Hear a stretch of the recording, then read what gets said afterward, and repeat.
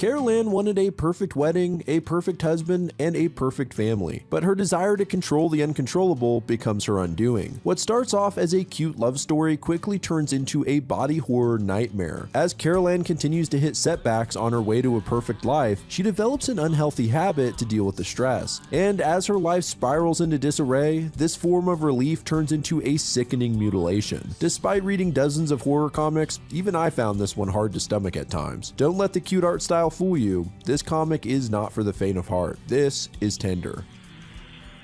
Hello friends, this is Grease speaking, and today we're looking at Tender by Beth Hetland. It's short and sweet, if by sweet you mean jam-packed with tragedy and cringeworthy body horror. This is another comic I kind of found by accident. I think I saw it mentioned on Reddit or something, and I was surprised to find that it hadn't gotten much attention, even for the disturbing aspects alone. Part of why I found this story so compelling and hard to put down is that it starts off so lighthearted and innocent. You think you're gonna get a typical slice of life, meet cute story, only to be pulled into a spiral of depravity and terror. The characters and situations feel real and touch on issues that people deal with every day, so when things are taken to the extreme, it's painfully visceral. I should warn you, Tender deals with some difficult subject matter as well as some pretty extreme gore at times, so fair warning, this one's a doozy. But without further ado, let's get into it. This is Tender Explained.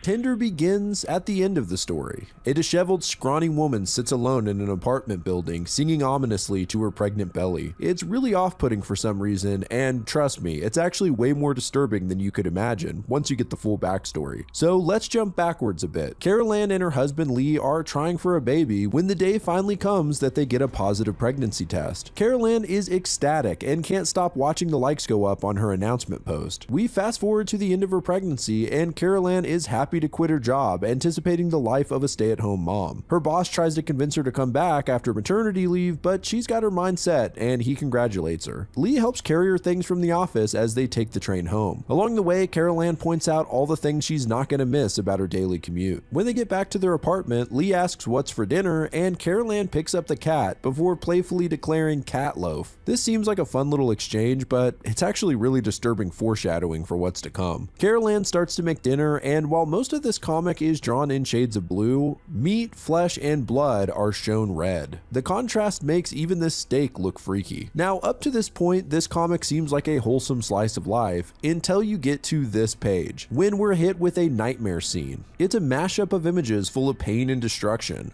like dilapidated buildings, a bug crawling out of another bug in a bloody mess, and worst of all, get ready to cringe, Carol Ann has a hangnail and starts pulling on it. Not only does it pull some of the skin from the end of her finger, she just keeps pulling until a long strip of skin tears off down her hand. These three images managed to freak me out more than most horror manga I've read. It's detailed and disgusting. Luckily, this is just a dream, and Carol Ann wakes up crying. Yeah, I would too. Lee comforts her before heading off to work and congratulates her on her first day as a stay-at-home mom. In a charming montage, Carol Ann does some cleaning and sets up the nursery, preparing the apartment for their new arrival. The days go by, and it starts to feel a little like Groundhog Day while Carol Ann waits for the baby. She stops for a moment and looks at her and Lee's wedding photo. This leads to a flashback where we learn how the couple met. Living alone, a younger Carol Ann scrolls through Instagram, envious of her friends who are all getting engaged, married, and having kids. She tells the cat that one day she'll have all of this too, and it won't just be the two of them anymore. At work, Carol Ann's co-worker Taylor makes fun of her for her strange lunch, where she buys multiple sandwiches and combines the different meats into a Frankenwich. Then, while she should be working, Carol Ann scrolls on Facebook and secretly prints some images off. Back at her apartment, we can see what she was up to, cutting the heads off of some marriage photos and replacing them with her and her office crush, Lee. I'm all for arts and crafts, but that's a little creepy. The next day, while she eats her monstrosity of a sandwich, Taylor brags about going out of town for the weekend with her boyfriend. Carol Ann notices Lee in the next room and zones out completely. At her desk, she writes his name over and over again like a high school girl. Turns out he works in the cubicle next to hers, and she waits patiently for him to leave so that she can accidentally run into him on the elevator. They exchange a glance, and Carol Ann blushes. Outside, it's raining heavily, and Carol Ann doesn't have an umbrella. Luckily, Lee does, and he walks her to the train sharing his. They have a pleasant conversation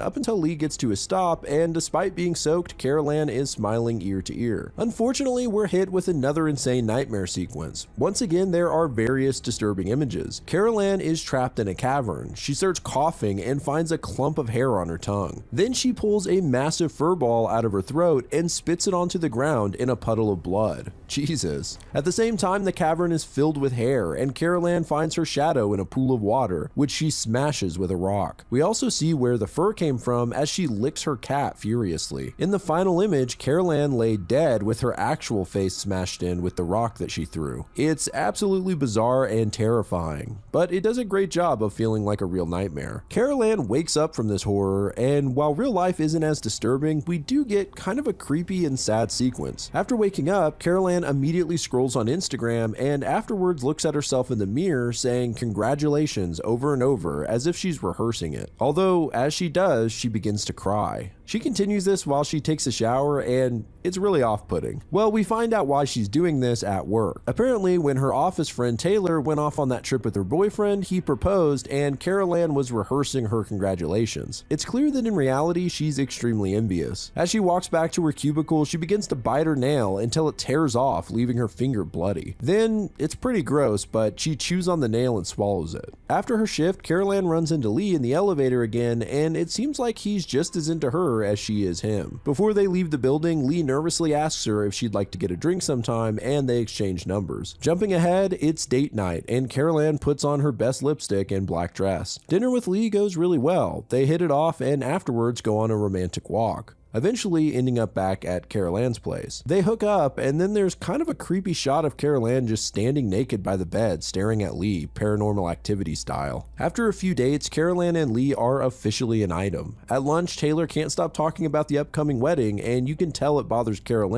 as she breaks her sandwich up into small pieces. The months go on, and in a montage we can see the progression of Carol and Lee's relationship through the seasons until finally the day of Taylor's wedding comes. After the bride and groom's first dance, the floor opens up. While they dance, Carol won't stop staring at the bride and making comments about how happy she looks and that she should be so lucky. It's a little pointed, and Lee gets annoyed, walking off the dance floor to have a drink. Carol is pissed and chastises him for ditching her in front of everyone. They get into a big fight while the bride and groom cut the cake, and Lee wonders where this wedding obsession came from. Later in the bathroom, Carol pulls on her hair out of frustration and, in a pretty gruesome sequence, rips a chunk of hair from the side of her head. Then, with skin still attached to the end of it, she puts it in her mouth. I rarely get close to gagging when reading comics, but for some reason this one really gets me. And trust me, it just keeps getting worse. It seems like Carol has some sort of autophagia disorder, injuring and consuming parts of her own body to relieve stress.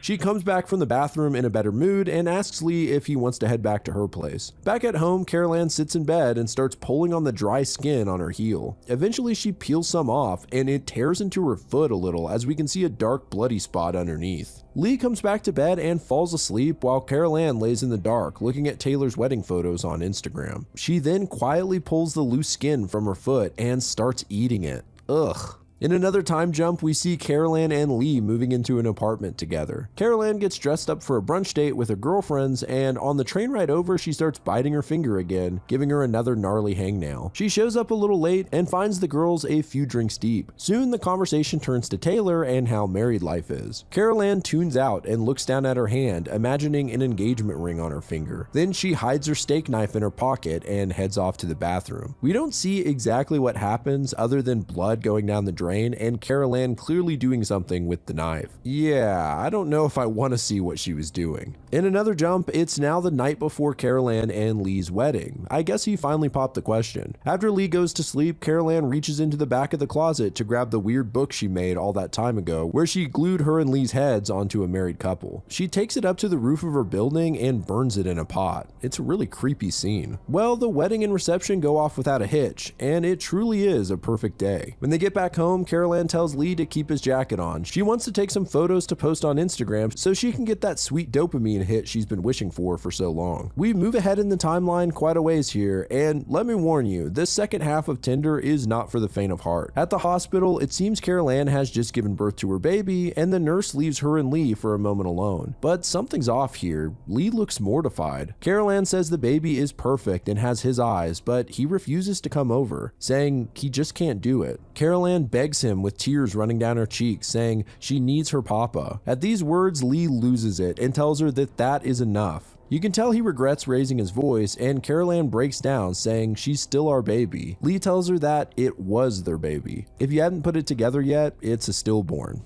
The baby Carol Ann wants her husband to hold so badly is dead. Yeah, so not only does this comic have some gut-wrenching body horror, but it also has to throw this at us too. In another montage, the couple leave the hospital and try to move on with life. Lee slowly adjusts back to his normal self, while Carol Ann has a hard time getting out of utter depression. In another nightmare sequence, Carol Ann walks through a field. She looks down at her pregnant belly when it suddenly deflates and she begins to puke up a swarm of locusts. She wakes up early the next morning and makes some breakfast. It seems like she's actually in a pretty good mood. She wakes up Lee and says that it's been 90 days, so now they can start trying to get pregnant again. Lee is a little less than enthused on the proposition and asks if they can wait until after work. He heads off for the day and leaves Carol Ann to stew over his lackluster response. She starts cleaning the house in a pissed off mood and eventually makes dinner. There's kind of an eerie panel of her untying a questionable looking package of meat, and then she just stands still for an inordinate amount of time, once again reminding me of Paranormal Activity. Lee comes home from work and just tells her, "Let's be quick, I don't want to miss kickoff." Wow, what a charmer. As promised, Lee makes quick work of their lovemaking session and hurries off to watch football. Carol Ann drifts off to sleep and has another nightmare. She's running down a hallway chasing a bird. The bird won't stop running into walls, breaking its wing and causing blood to run from its beak until eventually it falls to the floor at her feet in a bloody mess of feathers. She wakes up in the middle of the night and makes her way into the kitchen, where she pulls the leftovers from the fridge and starts furiously eating the meat with her bare hands. Her cat stares at her while she does this, and she just gives it a dirty look as if she feels judged. The next day, Carol Ann says that they should try again tonight, and averting his eyes, Lee agrees. Once again, Carol Ann stands motionless in the apartment until it's late at night and Lee still hasn't come home, so she finally goes to sleep. Lee shows up and sneaks into bed, but Carol Ann's actually wide awake and asks him where he was. After a long silence, Lee says he doesn't want to do this anymore. If something went wrong, he just can't bear to go through it again. Carol Ann doesn't answer, and he thinks she must be sleeping, so she's wide awake and stewing over what he said. The next morning, Lee apologizes for coming home late and says that they could try again tonight, but Carol Ann angrily says there's no point, she's not ovulating. She gives him the cold shoulder as he heads out the door. It cuts to some unsettling images of Carol Ann using a meat grinder to make sausages, and the use of red coloring here makes it way creepier than it needs to be. Even weirder, she starts to eat some of the raw meat. Whoa. Later, Carol Ann stops at the store to pick up a pregnancy test, which comes back negative. She looks down at the results and then eerily looks into the bathroom mirror, faking a smile as tears roll down her cheeks. Lee comes home and Carol Ann presents a delicious looking dinner, but Lee says that they need to talk. He sits her down and tells her that he's been privately seeing a therapist and says that he knows she really wants to have another baby, but he just doesn't think he can after what they went through. He doesn't think he'll ever be able to. They both want different things, and he thinks ultimately this isn't going to work. So in a sad montage, we see Lee moving out and signing divorce papers, leaving Carol Ann alone with the cat, back to having none of the things she'd hoped for all those years ago. She feeds the cat some food, and watching it eat the meat for some reason pisses her off. She picks up the cat and starts petting it. Tears well up in her eyes and she starts to look angry. At the same time, she starts getting a little too aggressive with the cat, petting it way too hard. Some time passes and Carol Ann sits in silence in the living room. A fly buzzes by her and she smashes it before putting it in her mouth and eating it. We can also see that her hand has band-aids all over it and she has multiple tears around her fingers, likely from chewing on them. She gets a text from her group of gal pals who all want to meet up again, and we're hit with yet another nightmare sequence. This one is full of all kinds of weird and disturbing images that are kind of hard to explain. There's some smashed bugs, a dead baby bird, and some weird body horror, like Carol Ann's mouth fusing together and eventually her ripping off her own face. There's a lot going on here, and you could spend a while just examining these pages. At the get-together, the girls speculate on what's going on between Lee and Carol Ann before she shows up looking not so great. They're immediately taken aback by the multiple bandages covering her hands. Seems like things have escalated. She just tells them that she accidentally burnt her hand in the kitchen, and one of her friends is clearly skeptical, saying that they don't look like burns, but they change the subject and ask why they haven't heard from her in so long, clearly trying to bait her into telling them what happened with Lee. She gives in and says that this is as good a time as any to tell them she's pregnant. The girls congratulate her, except for the skeptical one who senses that something might be wrong. She tells Carol Ann about her OBGYN and suggests that she go get it confirmed. Later, Carol Ann goes to the doctor her friend recommended. Despite claiming that she had several positive at-home pregnancy tests and not having a menstruation period for 3 months, the doctor regretfully informs her that she isn't pregnant. She says that she'd like to do some more tests because the missing menstruation may be a signal from her body that something is really wrong. Carol Ann anxiously bites her fingers over the news and heads back home. When she gets there, she opens up a drawer full of pregnancy tests, all of which are negative. But Carol Ann gets out a Sharpie and starts marking the lines, changing them to positive obsessively. So Carol Ann never had a positive test to begin with, and this confirms that she is completely delusional. She makes herself dinner by heating up a strange looking slab of meat with a slice of cheese on top. And as she bites it, there's a weird crunching noise and she keeps reaching in her mouth to pull something out. At the same time, her friend calls her and Carol Ann tells her that the doctor confirmed it, she's 12 weeks pregnant. On her plate, we can see what she was pulling out of her mouth. It looks like small bits of bone or teeth or something. I don't know if this is her teeth or bones from something that she cooked up, but it's making my skin crawl and I haven't seen the cat in a little while.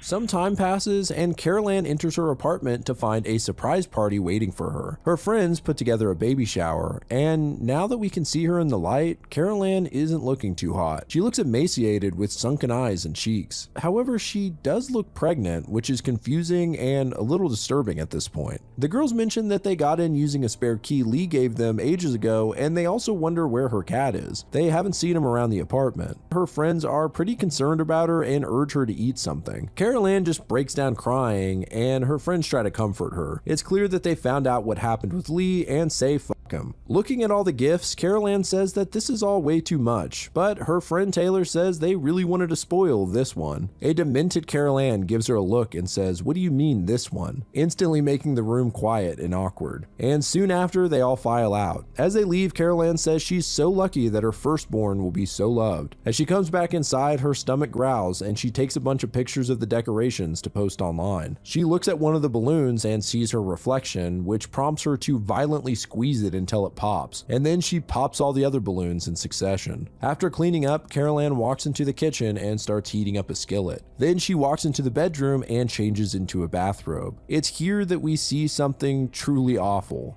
There are huge chunks of flesh missing from her legs. She places a chair in front of the stove and sits down. Then, in a truly horrifying and revolting scene, she then ties off one of her cut up legs to numb it, and using a kitchen knife, slices almost the entire back half of her leg off and plops it onto a plate. She then takes the hot cast iron skillet and uses it to cauterize the massive wound before placing it on the stove and cooking up her own flesh with butter. As she does, she pats her belly, telling herself to stay strong for the baby and trying not to lose consciousness. Next, she sits at the table and proceeds to eat her own leg. After finishing up the entire slab of bloody flesh, she looks down at her grotesque bulging stomach and asks if that was yummy, saying, "Mommy will always take care of you." She then sits in her rocking chair by the window and starts singing, bringing us back to the very first few panels and ending where we began. I have to say, I have covered a lot of horror comics and some pretty messed up stuff, but for some reason the body horror in Tinder makes me very squeamish. Maybe that's because for the most part, it feels very close to reality. It's easy to imagine it vividly and it's just so visceral. I really didn't know what I was getting into with this one. I heard it had some horror elements, but I didn't expect the utter tragedy that would unfold. While it's pretty self-explanatory, it might be worth noting some of the themes here like envy, expectation versus reality, and the harms of social media. Carol Ann idealizes her perfect life of getting married and having children, but sometimes she tries to force this ideal onto reality and cares a lot about how she's perceived online and to her friends. One panel that I think subtly showcases her obsession with presentation is when she makes breakfast for Lee early in the morning and waits way too long with coffee in a mug until he walks around the corner. Also, she can paint the picturesque image of a wife grabbing her husband a cup of joe in the morning. Now, there's obviously nothing wrong with trying to realize your goals, but Carol Ann shuts down when the reality isn't matching the ideal. Societal expectations weigh very heavily on her. As a result, she carries around these shortcomings with resentment and stress that she relieves through autophagia. As the setbacks of life come one after another, reliance on this stress relief culminates in a sickening way. At least that's my take. Now, the hoity-toity analyzing of underlying themes is fun and all, but a more literal question is, what's wrong with her stomach at the end? I mean, she can't actually be pregnant, right? It implied that she ate the cat, but is that why it's bulging like that? Or is it just the fact that autocannibalism must be terrible for digestion?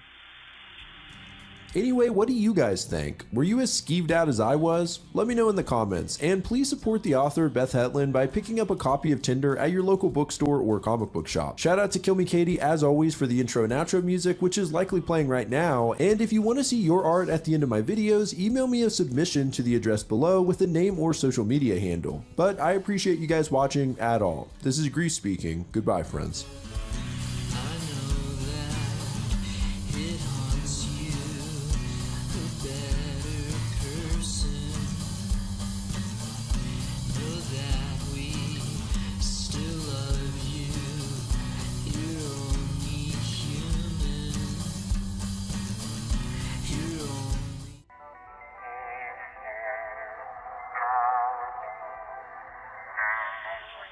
Somewhere in Northern Europe, a 5-star spa and hotel caters to anyone who can afford it. But things are amiss, especially as the mold sets in. Corpses begin appearing around the facility and no one acknowledges them. And that's just the beginning. Soon the black substance spreads and starts transforming the staff and clients into Eldritch-style abominations. Still, no one bats an eye. This is a world-class spa after all, and business must continue as usual. If you're a fan of David Lynch, Junji Ito, or Spirited Away, Spa is a must-read. This is an absolute nightmare sealed within the pages of a graphic novel. This is Spa. Hello friends, this is Grief speaking, and today we're going to be looking at Spa by Swedish author Erik Svetoft. I stumbled upon this comic by accident and honestly fell in love with it. If you liked Beautiful Darkness, which I covered previously, you'll find some similarities in the horror here. And much like Beautiful Darkness, there's not a straightforward narrative. You're essentially watching as a cosmic horror overtakes a spa hotel. But under the surface and in the background, there is a lot to dissect, which makes this one perfect for theories as to what's really going on. I'm going to walk you through what happens from start to finish and wrap up with popular interpretations of Spa as well as my own wacky theory, so stay tuned for that. You guys should go subscribe to my second channel, Grief Speaks, for more casual and behind the scenes videos. I recently uploaded a tour of the Grief backdrop as well as my second mask, which never saw the light of day. I'll put a link in the description, but we have a lot to get to, so without further ado, this is Spa by Erik Svetoft explained.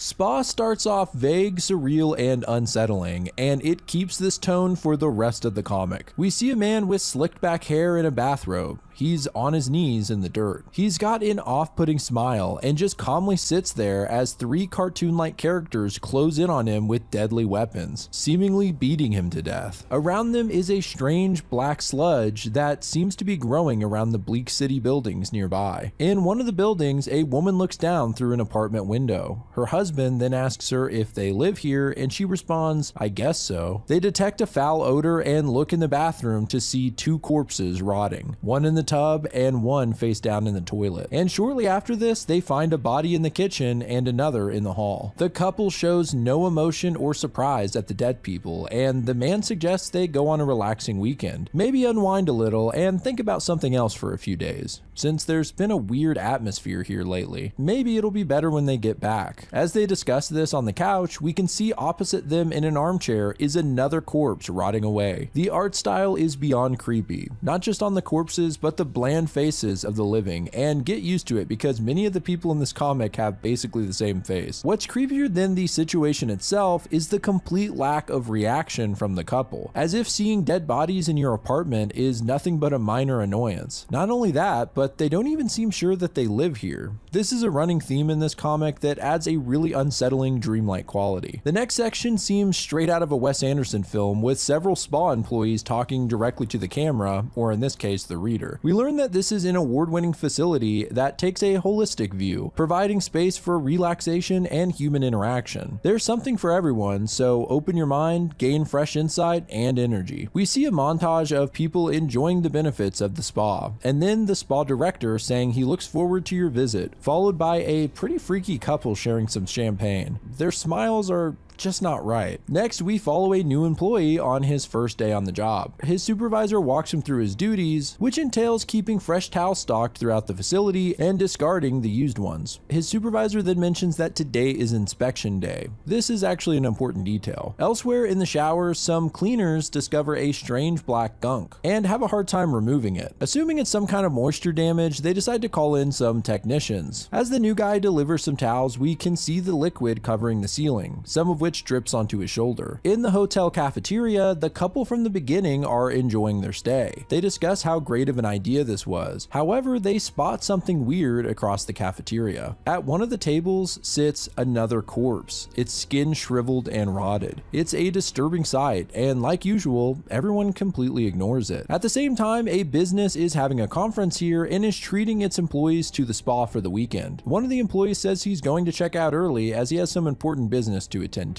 Just a side note, since there are no names in this comic and there are a lot of characters, it can get confusing, so I'm going to call this character Blonde Guy so you know who I'm talking about. As he leaves the cafeteria, a strange looking guy locks eyes with him and calls him a loser. Elsewhere, we see the spa director sitting cross-legged, wearing a Speedo and smoking in his office. Soon, his personal assistant comes in to inform him that they have a VIP guest and that he should welcome them personally. As the assistant leaves, her inner monologue informs us that she has feelings for the director and wonders if he feels the same. As she walks down the hall, she finds some of the black sludge on the walls and floor. She sees a cleaner nearby and scolds her for the mess. Two gentlemen enter the front doors of the spa. One is wearing a police uniform. They say they're here for the inspection, and while the receptionist informs the director, the cop has a hard candy from a bowl on the counter. He clearly enjoys it and then proceeds to dump the entire bowl into his jacket, which made me laugh. The receptionist then hands them a briefcase that seems full of money and they leave. Next, the VIP customer enters, a tan man with exquisite taste. We see a little montage of the rest of the spa, including a pretty big image of the lounge. I can't help but scan the page, looking for anything strange or sinister in the background, but other than some creepy looking individuals, it seems normal. The VIP gets situated in a robe and has a martini, while the director's assistant inspects the employees to make sure everything is in order for their special guest. She sees the new guy has a spot on his shirt from the sludge and gives him a dirty look after cleaning it off. The director then comes into the lounge to greet the VIP. He gives him the whole spiel about how great the facilities are and has someone escort the man to his room. Shortly after, the assistant whispers in the director's ear and points at the new guy.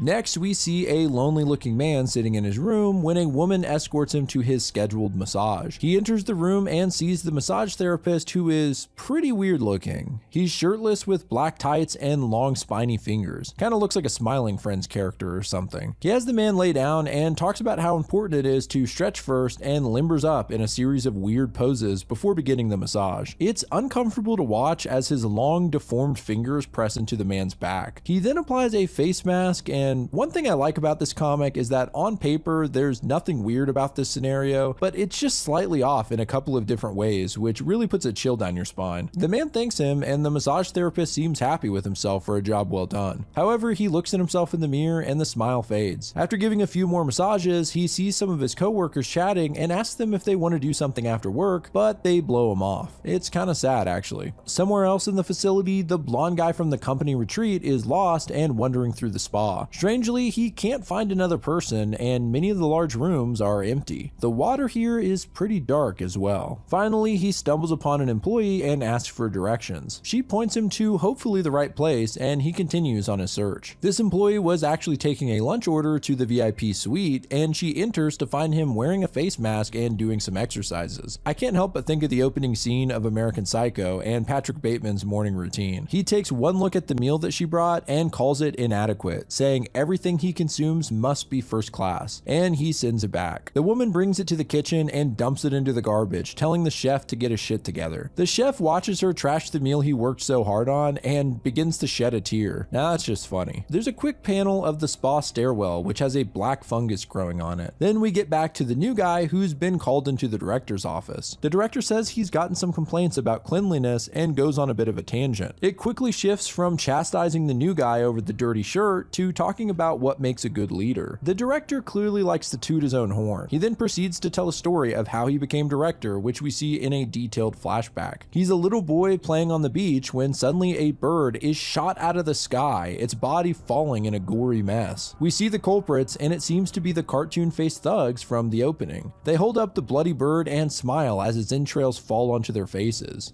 Okay. The kid pays no mind and keeps building a sandcastle while his father, a disheveled drunk, rambles about how he made his first million. He gets up to show his son some sandcastle tips, but trips and falls, destroying it. Soon, someone calls for the father to return to the spa for a board meeting. On the drive back, he says he's tired of being director and decides to hand the position over to his son. The boy says that he'll do his best, and we see his face shift into the adult version, bringing us back to the present. Apparently, that was the last time he ever spoke to his father. He segues poorly into talking about how the lesson is that employees should always wear clean uniforms. He then tells the new guy that his coworkers are waiting for him back in the conference room for a team building exercise. When the new guy arrives, he finds a chair sitting in the center of the room and several employees standing around it ominously. He sits in the chair and the director's assistant places a pig nose on him. She then tells the others to start the exercise and continue for 30 minutes. They'll lean over him making pig noises and oinking. Jesus, talk about a humiliation ritual. We see some more images of the various spa rooms as the black mold continues to spread and the employees are none the wiser. In one instance, a hotel guest spots an unusual looking person being escorted down a hall. They follow out of curiosity, and when they get a better look, the person's face seems to be missing and their skin has a strange texture. It's a spooky sight, and this is not the last time we'll see this faceless entity.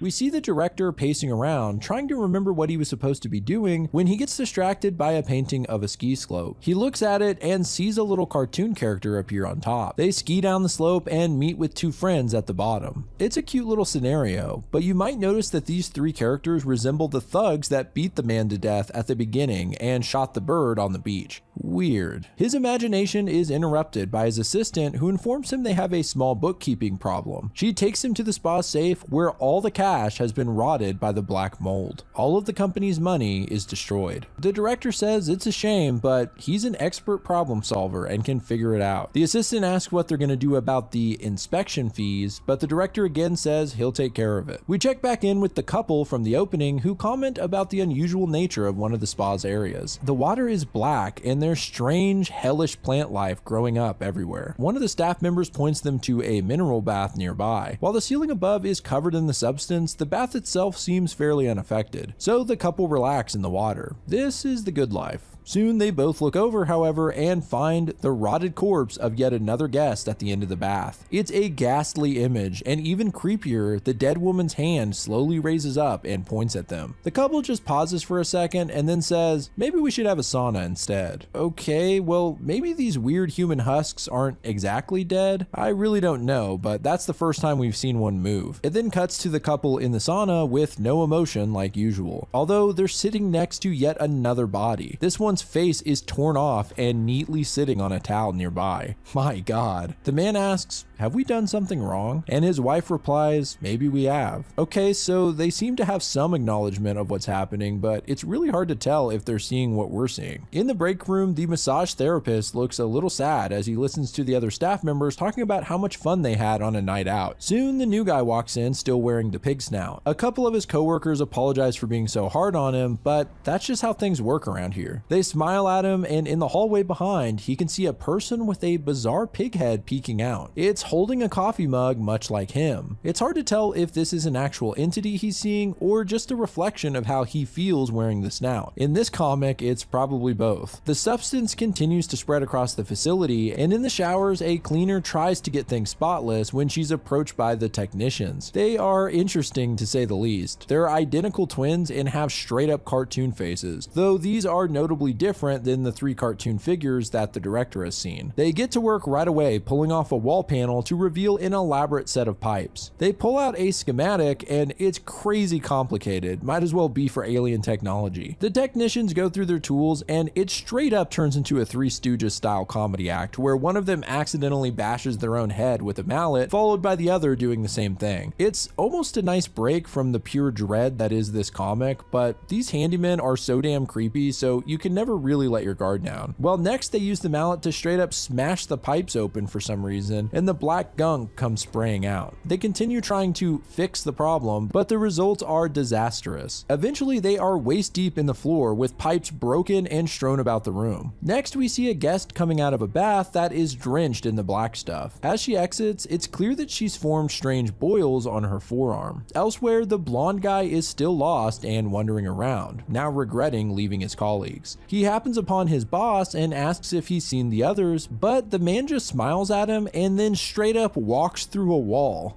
What the hell? The blonde guy says, "That was weird. He didn't even say hi. He's usually so talkative." Right, that's the weird part. He continues walking when someone approaches him from behind. And who is it but him? Or at least someone who looks exactly like him. The only difference being that the doppelganger's eyes are a little googly. He just looks pissed off and punches his clone in the stomach before walking away. What the fuck is going on here? We check in with the other company employees and see the weird looking guy who keeps calling everyone losers. He can't find his buddies and tracks them down to a mysterious room. And a massive gangly fingered arm reaches out, grabbing the guy by the head and pulling him inside, crushing his face in the process. Like usual, the others just smile like nothing happened. Then we see some more images of the spa as the substance spreads, only this time things are more overtly messed up. In one image we see some creepy guests staring at us, and in the background a skeleton lays on the floor. The next panel is the most frightening abomination yet. The torso of a guest has transformed into something straight out of Resident Evil. Between its protruding ribs we can see dozens of faces gnashing their teeth. All this atop unusually long legs covered in boils. In the next image, a guest has turned into a long slug-like creature, though we can't see their face. Things have definitely taken a hard turn.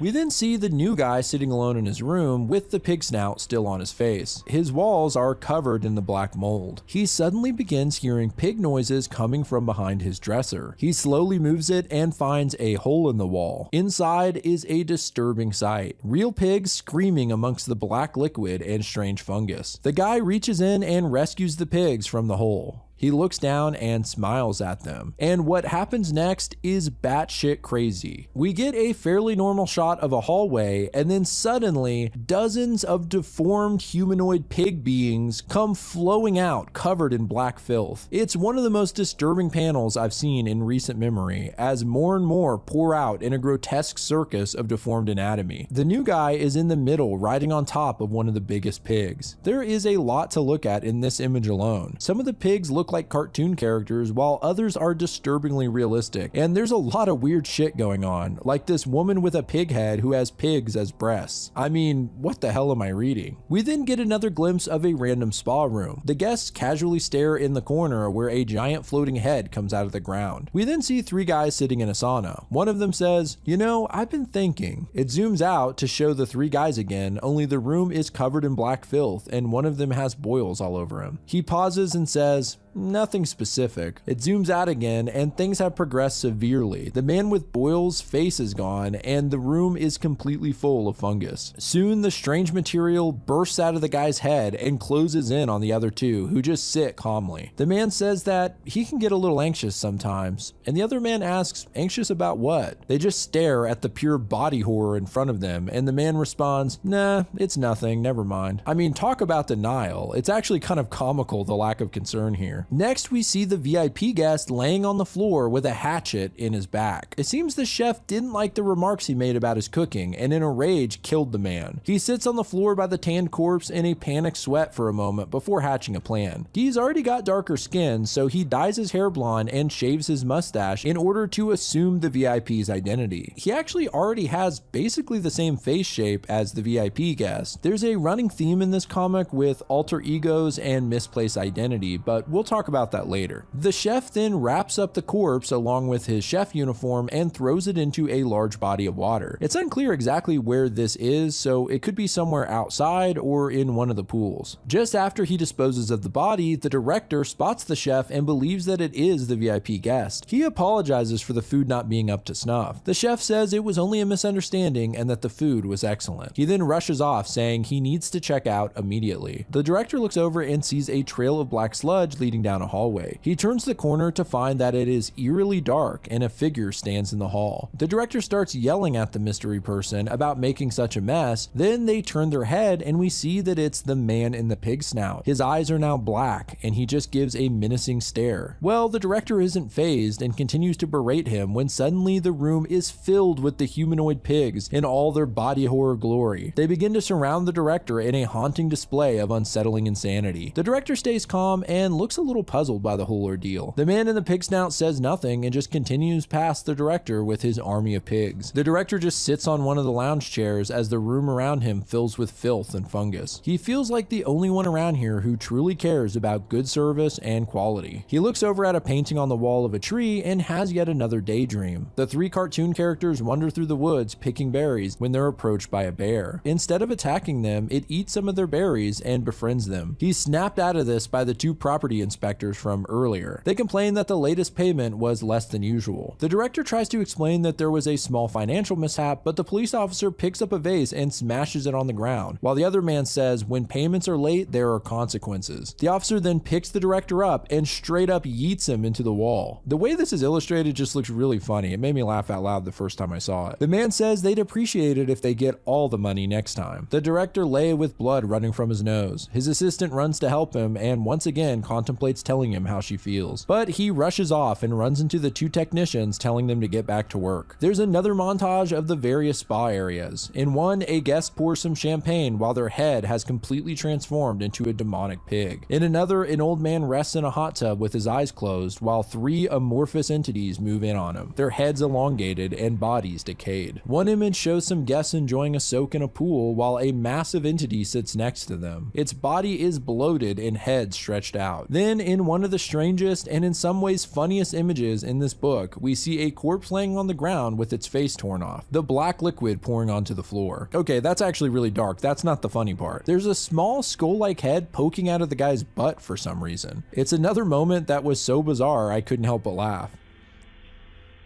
We see the chef packing up and getting ready to leave the spa when he opens his room door to find the VIP guest alive and wearing the chef's outfit. He's also wet and holding the cleaver. I guess he somehow survived. It cuts to another random spa image. This one may be my favorite. A bunch of swimmers are lounging by the side of the pool and staring above it where a giant disembodied head floats screaming. I love the contrast here. It looks really cool. The blonde guy is still lost in the spa and now he has some boils growing on his face. He sees what looks like the couple from the opening, only their faces are messed up. Their eyes are missing and their mouths are all dried out. They get closer and their faces are actually fine. It must have just been the lighting. He asks them what time it is and they say they have no idea and walk away. The blonde guy yells after them, telling them they don't have to act so stuck up. He says he should probably get some ointment for his rash. Then he encounters the doppelganger again, only this time it's him as an old man with a beard. He just ignores it and starts to walk away when he is suddenly shot by a harpoon which pierces him through the side. I can't say I expected that. A woman comes up holding a harpoon gun and just says, "Oh, sorry, I thought you were someone else," and then walks away as if it was a minor incident. The guy just says, "No worries, accidents happen," and says he'll be fine, it's nothing serious. Meanwhile, the harpoon is sticking out of his back and his robe is soaked in blood. It then cuts to a guest walking through the halls when suddenly the weird guy who calls everyone a loser appears. The long hand is still grasping his throat, and now he's holding two people of his own by the neck. They reach for the man and we get a cool wide shot of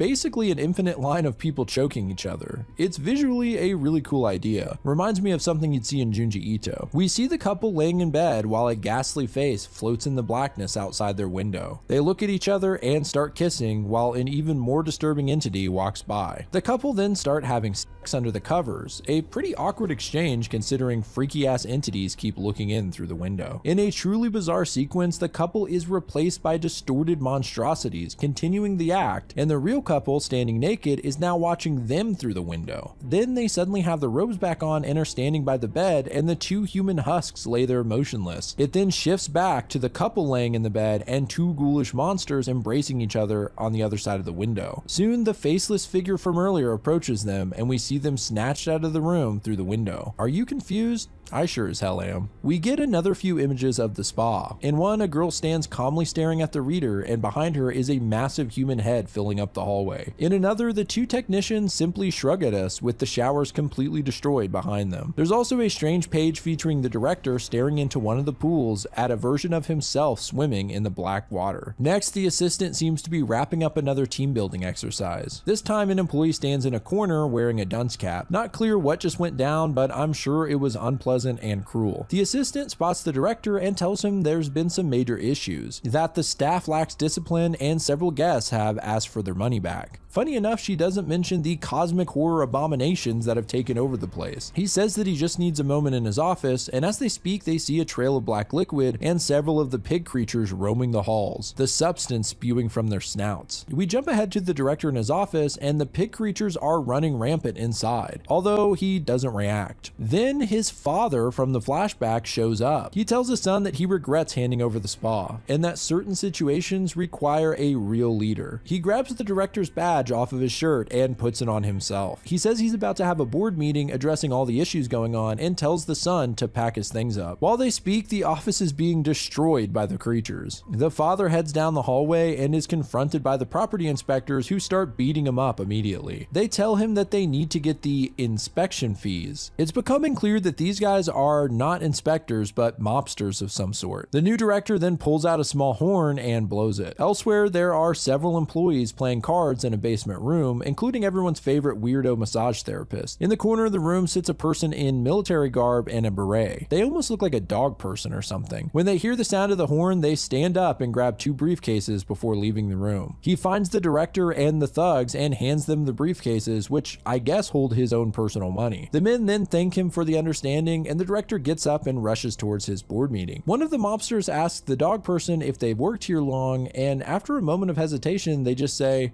"I'm not sure." The mobster doesn't even question it and just says, "Oh, that's just the way it is sometimes." It's yet another weird example of someone not quite understanding where they are or what exactly is happening. Checking back in with the blonde guy, he finally collapses on the ground, saying he just needs to rest for a while, as the harpoon still sticks out of his side. As he lay down to die, the three cartoon characters find him. They pull the harpoon out and then use magic to turn it into a flower. They hand him the flower and send him on his way. I mean, what the fuck? He keeps walking until finally, after all this time, he finds his room. When he enters, however, the room is black, and sitting inside is the man with the pig snout. After realizing the pig man looks sad, the blonde guy hands him his flower and he begins to shed some tears. As he cries, his deformed pig minions surround him, crying as well. Meanwhile, the new director makes it to his meeting and finishes his presentation. He asks if any of the board members have questions, but as we get a look at them, it's revealed that they are all corpses. Out of one of the body's eye sockets crawls a huge centipede. It looks up at the director and they stare at each other for a moment. Then we see that the centipede has a human-like skull for a head. In fact, it looks just like the creature that was sticking out of that guy's butt earlier. I also think it looks like a weird inverted version of the hungry caterpillar, but that might just be me. It grins at the director with soulless eyes and then suddenly jumps through his head, which explodes out the back along with his brains. That was a crazy turn, I have to say. Back at the basement card game, everyone realizes they don't know what game they're playing, but they're having a good time anyway, especially the massage guy, who's happy to finally be having some social contact with his coworkers. Then the new guy walks into the room. He's taken off the snout and his eyes are back to normal. He just says nothing and sits down, grabbing some cards. We check back in with the director, or rather the director director's son, and he's daydreaming again about the cartoon characters. This time they're playing a game of mini golf and enjoying some ice cream. He's snapped out of the fantasy by the voice of his father calling to him from the dark hallway. Out of the pitch black we can see his face, and it looks kinda corpse-like. He says the board decided it's best if his son continues as CEO. The son is thankful, but questions whether he even wants to come back. Maybe it's time to try something else. His father says he and the board have full faith in him. They have new capital, new investors, and business will continue as usual. At this point, we can see the father's full body and his skin is shriveled like many of the dead folks we've seen. Close up in one of his eye sockets is the centipede creature. He pokes his head out and introduces himself as the new chairman of the board, and that it's going to be great working with the director. Speaking of which, he places the director's badge back on him. He then tells him good luck and kisses him on the cheek. The director's eyes then turn white and he falls to the ground. We then see a flash of terrifying images of filth and body horror, with several abominations addressing the director. This continues on with even more frightening images and more creatures calling to him. In one image, we can see the director's eyes burning out of his head. Finally, his assistant finds him on the ground and asks if he's okay. When we fully come back to reality, the assistant is holding him in her arms, but his eyes are pure black and his skin looks burnt. Suddenly, the three cartoon characters show up in bathrobes and take the director's body. They whisper something in the assistant's ear, though we don't know what they say, and leave. This comic is beyond bizarre. Somewhere else in the spa, we see the woman with the harpoon has finally nailed her real target, a bizarre sea creature with 3 human heads. It's riddled with harpoons and several guests stand around it. Some of them seem to be mourning. The blonde man, clutching his wounded side, finds the exit to the spa. However, in order to reach it, he must enter a pool of water. He walks into it and finds a set of stairs going to the bottom. He walks down the steps under the black water, and along with him walk several other people who have transformed into corpses and creatures. And on a closer look, they all seem to resemble the blonde man in some aspect. They walk by a giant disturbing mermaid, and finally the man emerges alone on the other side and exits the spa. Next, in a very strange sequence, not that this whole comic isn't strange, we see an extravagant mansion and a maid with a tray of tea. The weird thing is the maid looks off, almost like she's a corpse. She delivers the tea to none other than the couple from the beginning of the comic, only here they're super rich. They question how expensive this place is and how they're able to afford it. They finally conclude that they must be rich and famous, as if they aren't sure. The butler, who's a deformed creature as well, says that they have a guest, and the guest is actually familiar. It's the faceless person with the weird skin we saw way back near the beginning. He undoes his robe to reveal there's a strange face on his belly. The face then crawls out of his skin and forms its own body of a woman. The couple then asks if they've done something wrong. You may remember this is exactly what they asked while in the sauna upon seeing the corpse. Shockingly, the butler and maid both pull out handguns and shoot the couple in the head. Then the faceless man starts playing piano while the maid and butler dance. In the background, we can see the stomach woman grabbing the couple's feet and dragging them away. I should point out that the woman who crawled out of the stomach's face looks a lot like the centipede. Back at the spa, everything is being put back in order and their rooms are being cleaned. The director's assistant starts her day and grabs a handbell. She enters the reception area and finds the 2 technicians who say they've fixed it. One of them eats a banana and they start to walk away, but then slip on the banana peel, yet another classic slapstick gag. The assistant then walks down into the employees only area, and hidden in the walls are several hideous creatures tucked away, which she pays no mind to. She then encounters a deep well in the ground and rings the bell. On the beach, the director is laying in the sand. He looks over and sees the well, which extends up to a massive structure. He then looks back toward the beach where he finds the stomach woman who tells him to hurry up, a new workday is beginning, and the guests are waiting. Soon the director comes crawling out of the well, and the assistant gives him his schedule as he heads to his office. She once again wonders if she'll ever find the right moment to tell him how she feels, and he sits down in his office, which is now completely back in order.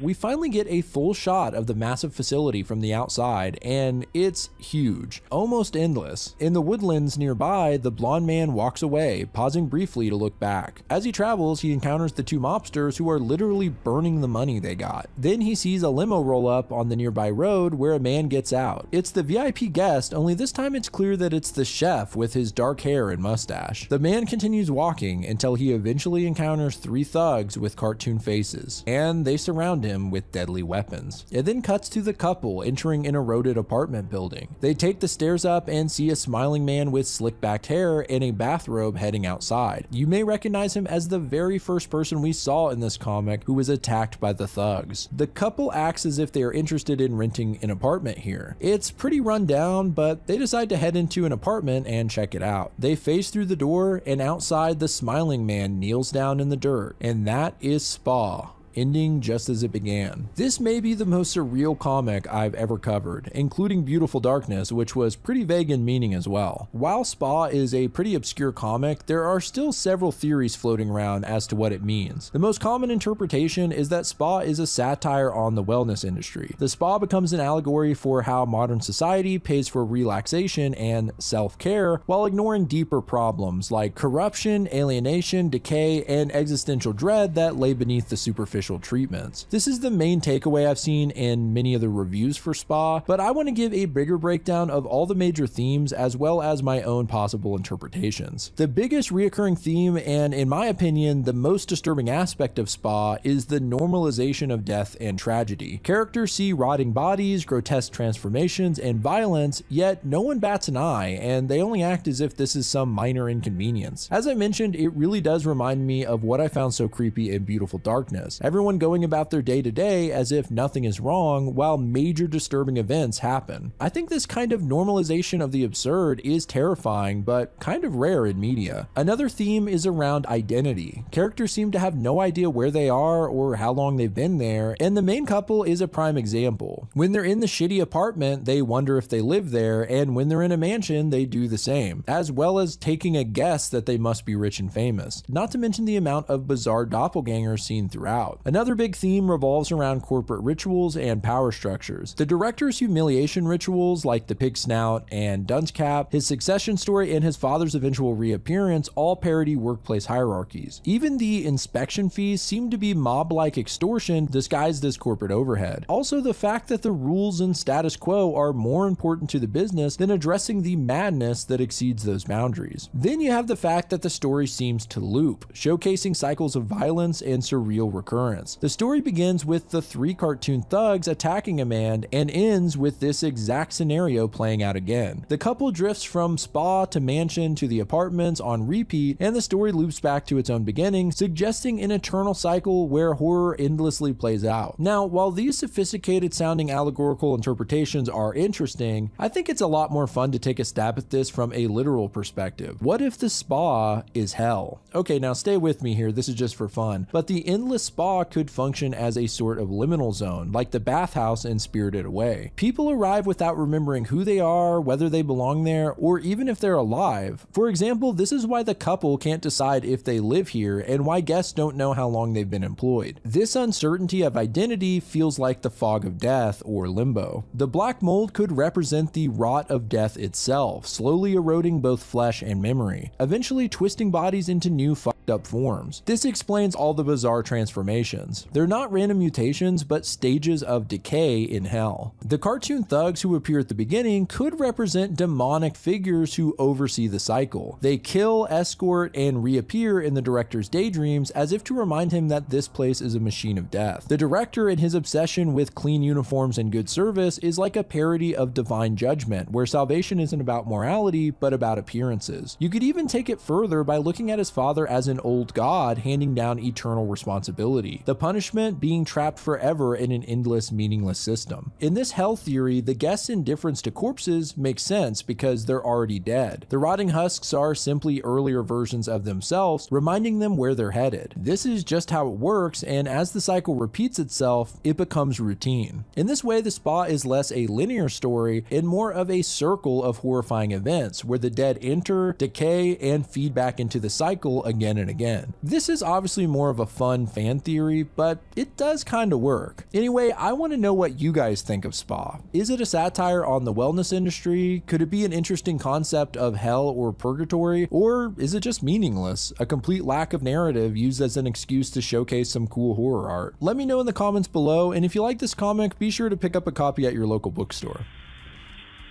Shout out to Kill Me Katie as always for the intro and outro music, which is likely playing right now. And if you want to see your art at the end of my videos, email me a submission to the address below with a name or social media handle. But I appreciate you guys watching at all. This is Grief speaking. Goodbye, friends.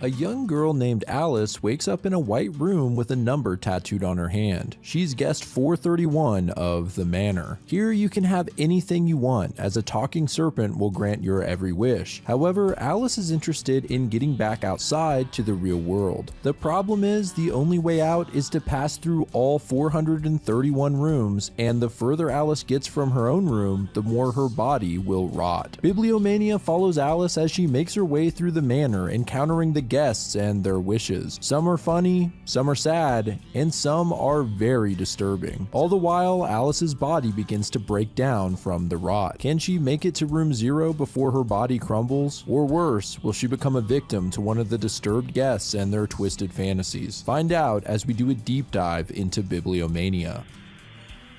Hello friends, this is Grief speaking, and I'm excited for today's video because we're going to cover my favorite obscure manga, Bibliomania. I originally found this one on the Disturbing Manga Iceberg, and it was easily one of the standouts on that whole chart. Don't worry, it's not as fucked up as Child of God, but it does have its share of unsettling moments, mostly in the body horror department. The only thing I don't like about Bibliomania is the fact that it's not officially published in English. Yeah, the copy I have is actually in Spanish. Well, maybe if it gets a little more attention, we'll get the English version eventually. Anyway, get ready for one hell of an adventure with some shocking twists and stellar artwork. This is Bibliomania Explained.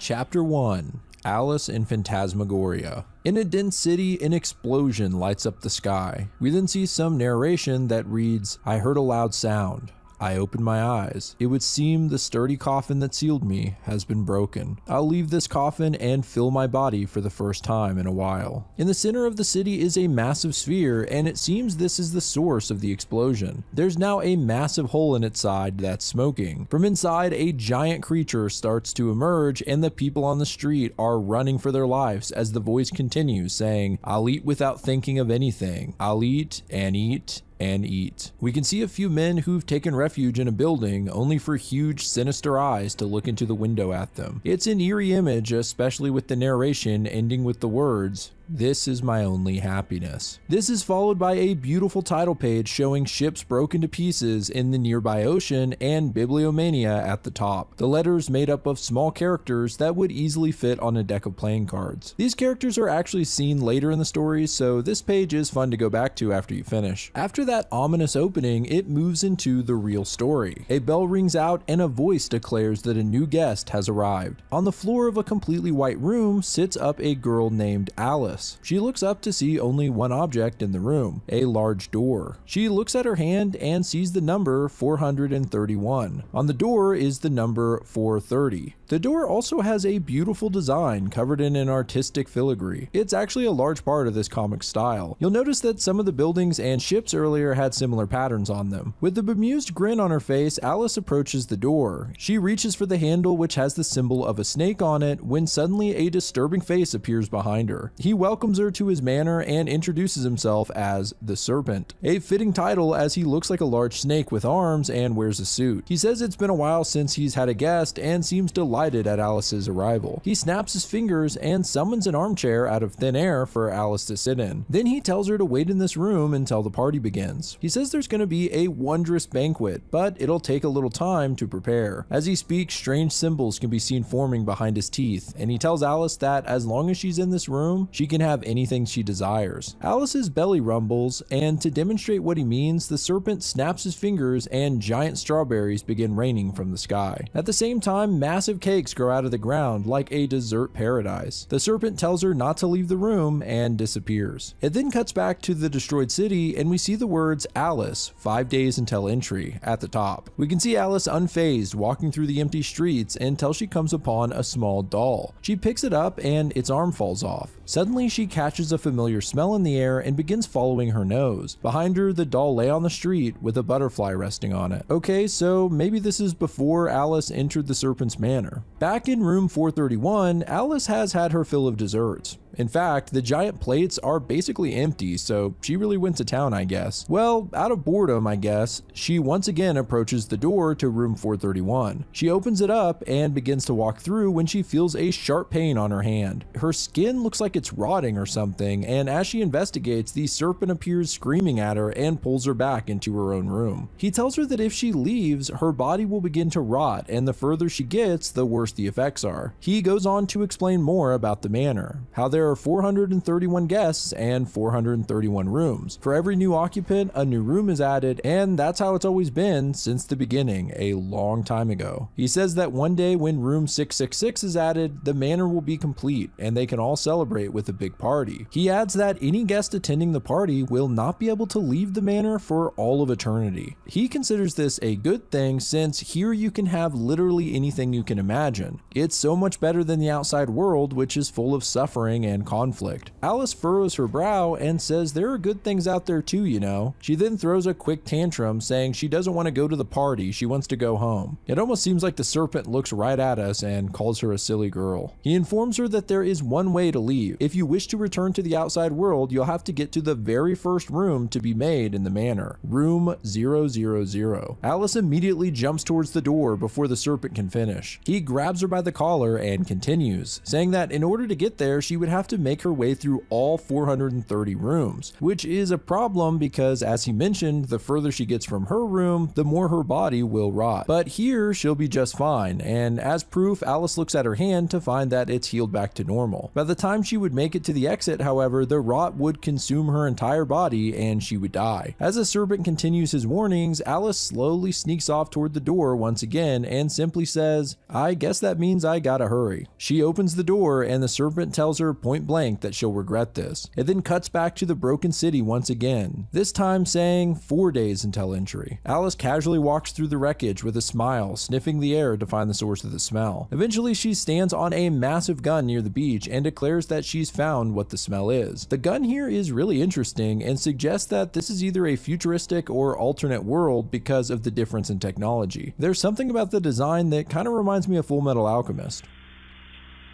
But let's move into Chapter 2, The Trials of Room 430. Back in the manor, Alice steps into room 430. Her hand immediately begins rotting, but she pays it no mind and actually sings a cheery nursery rhyme as she walks. She finds herself in the middle of a town in feudal Japan, and a voice rings out saying that the court is now in session. A giant mechanical samurai comes out and sits at the top of some steps, asking for the sinner to come forth. Luckily, he's not referring to Alice, but an unfortunate teen in a school uniform whose head is covered by a large block. Two mechanical men bring him before the giant and tell him to confess his sins. The blockhead admits that he bullied a classmate and drove him to suicide. Whoa. Well, the samurai judge follows up by asking, why did you abuse him? Surprisingly, the teen on trial admits that he did it because it was fun, even saying that his victim was a pussy bitch. We get a glimpse of the bullying, although in this flashback, the student still has the block on his head. He's forced his classmate to strip to his underwear, and this sicko sits on him like a human chair. It's actually worse than that. He puts a bottle under the kid's forehead for support, which must hurt like hell. Eventually, his victim can't support his head any longer, and the weight breaks the bottle, making them both topple over. The bully is pissed and says that he had no right to stop being a chair. After some physical abuse, the bully pulls his phone out to get a photo of his victim, laughing the whole time. Damn, this got really dark. The judge asks if it was really that fun, and before the guy can answer, the mechanical men cut off his head. This happens so quickly it actually surprised me. Alice, as usual, is unfazed, just watching this unfold with curiosity. The serpent shows up and says that this is no place for children and yanks her up with his coiled tail. The judge then has the next sinner come to trial, and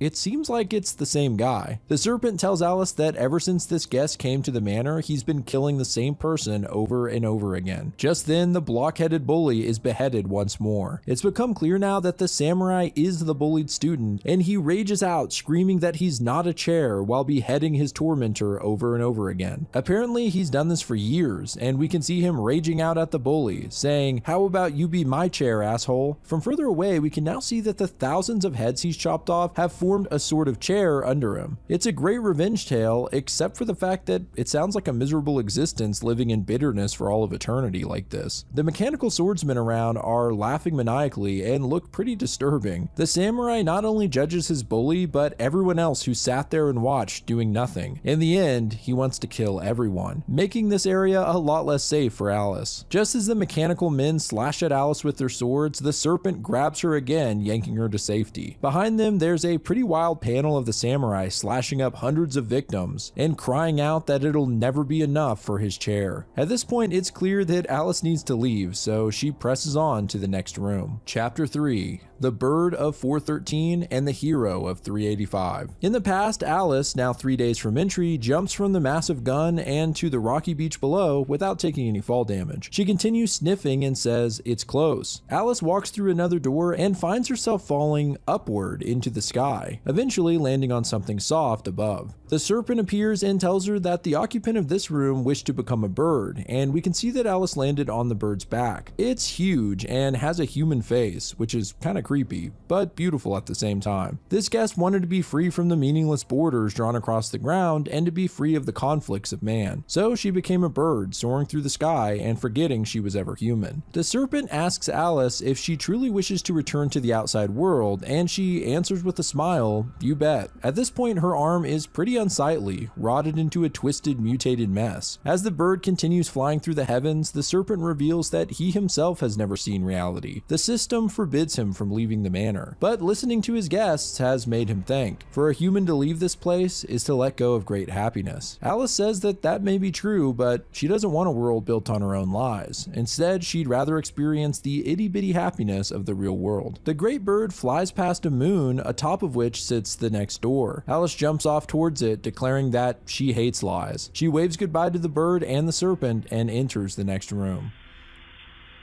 Alice, 2 days until entry, walks along the beach. In the water are many more large guns, some twisted and broken. She continues searching among the wreckage along the coast for whatever it is she wants, and it cuts back to the manor. It's clear that we aren't going to see every room of the manor, as Alice is now at room 385. It makes sense though, this would be the longest manga ever if that were the case. As she enters, we get another glimpse of her rotted arm, and it now has bits of feathers sticking out of it. It's almost like it's been taking on some of the other guests' characteristics. It's also now up to her shoulder. Alice takes 2 steps into the room when a huge alien monster lands right next to her. She just grins at it, not concerned at all, and it goes in for the kill. Just before it smashes her face in, a person moves in with amazing speed to save her. He's a superhero with a metallic exosuit. Kinda looks like Ida from My Hero Academia. He talks all dramatic, calling the alien an evildoer, then introduces himself as Space Mobile Suit Prince Ericrom. After this theatrical moment, he looks over at Alice, who clearly doesn't know who he is. The alien leaps at him, but Ericrom pauses it like a video game and turns back to Alice, still shocked that she hasn't heard of him. He explains that he's from a best-selling comic book. He unpauses the creature and turns around to slash it in half with his energy sword. Nearby, a giant slug creature opens up its sides to reveal more aliens, and it launches them out like pods. It's actually some cool creature design here, a mashup of biology and technology. Anyway, the aliens surround Alice and the hero, and strangely enough, they're yelling things at him like work and get married. Ericrom does a super move, rapidly slashing around and exterminating them in a flash. As soon as he does, a bunch of hot bikini babes come running out to surround him. Alice is just casually watching this whole thing and calls it cliche. Suddenly, a massive alien creature shows up like a boss fight, saying he's going to reduce the galaxy to dust. Ericrom decides to take on such a foe, he'll need to do a suit swap, and for a brief moment, we see who he really is. A severely overweight balding man man in his underwear. This is the guest of 385, and it's obvious what his wish is. He changes into a suit with a blaster cannon, looking cool as ever, when Alice says, "You're not exactly young, are you?" Her speech bubble strikes him through the chest and hits him for 999 damage. Okay, now that's funny. The giant alien mocks him, saying he can't even handle the words of a little girl, and then calls the hero his pathetic son, saying, "Leave your room, do some work, get married." And we can see a glimpse of what the guest's life was like in the real world. Him sitting in front of a computer monitor surrounded by Aerochrome figures and posters. He yells out at the alien, a representation of his father, demanding that he respect him. They battle it out, and Aerochrome deals the final blow, destroying the beast. In the rubble, Alice spots the door to the next room. A ton of bikini babes come running out to surround the hero and kiss him, and Alice gives him an uneasy look before leaving. I love this chapter because of how it slips into being a comedy for a few minutes, even though ultimately the guest's backstory is still pretty sad. Chapter 4, The Dining Table of Room 285. We cut back to Alice one day until entry, and she's still searching the beach. She looks into a huge destroyed tank and seems to find something. It looks like a book that's been chained shut. She sniffs it and says it smells like her little brother. Then walking back toward the destroyed city, she says, "Let's go home." In the manor, we get a montage of various rooms as Alice makes her way through. Room 366 has a guest smoking multiple cigars at once with smoke coming out of his eyes. 359 is full of instruments and music, and in 339 the guest has made himself a tree and become one with nature. As she continues to travel, we can see the rot growing across Alice's body, now reaching the back of her head. Room 330 seems to be a massive orgy. In 324 the guest is traveling the universe as a spaceman. In room 298 the guest has made himself a huge baby playing with toys, and the guest of 306 has made himself immensely rich. Alice enters room 285 and mentions that her body is heavy as lead on account of the rot spreading so badly. It's actually one of the most disturbing moments so far. The rot on the back of her head produces the full snout of a dog. It pokes out from her hair and breathes heavily. It's really off-putting. This room is the most normal that she's entered. It appears to be just a house. Eventually she comes upon the dining room where she sees a family eating dinner. A husband, his wife, and their son. They question who Alice is, and she tells them she's heading for the outside world. She asks if they'd like to come with her, and the father is immediately enraged. He yells at her for barging into his house and calls her a brat. The serpent appears and points out how bad the rot has taken over her body, calling it desire poison. He also says that this guest would never accept her offer to leave. In the real world, he was a teacher, teaching logic and ethics to children. Ironically, his family was far from the ideal that he taught. His wife was distant and his child was a total brat. This contradiction between his doctrine and reality crushed him. We can see a creepy image of his students pointing at him and questioning his own ethics. This drove the man to drinking, and he fell victim to the curse of time. In a sort of symbolic retaliation, the man picks up a clock and throws it into an hourglass, shattering it and sending gears, bolts, and sand onto the floor. In room 285, the man now serves up plates of the sand and clock parts to his family for dinner. It's really bizarre and quite unsettling, but in this place without time, he'll never grow old, his family will never leave him, and they are perfect in every way, in line with his own brand of ethics. Here, he can have a perfect life. Even so, the man chews on the clock pieces, making horrible noises, and Alice questions if this can really be called life. Even more disturbing, some of the metal pieces pierce through the father's cheeks and blood runs down his face. Alice moves on through the next door.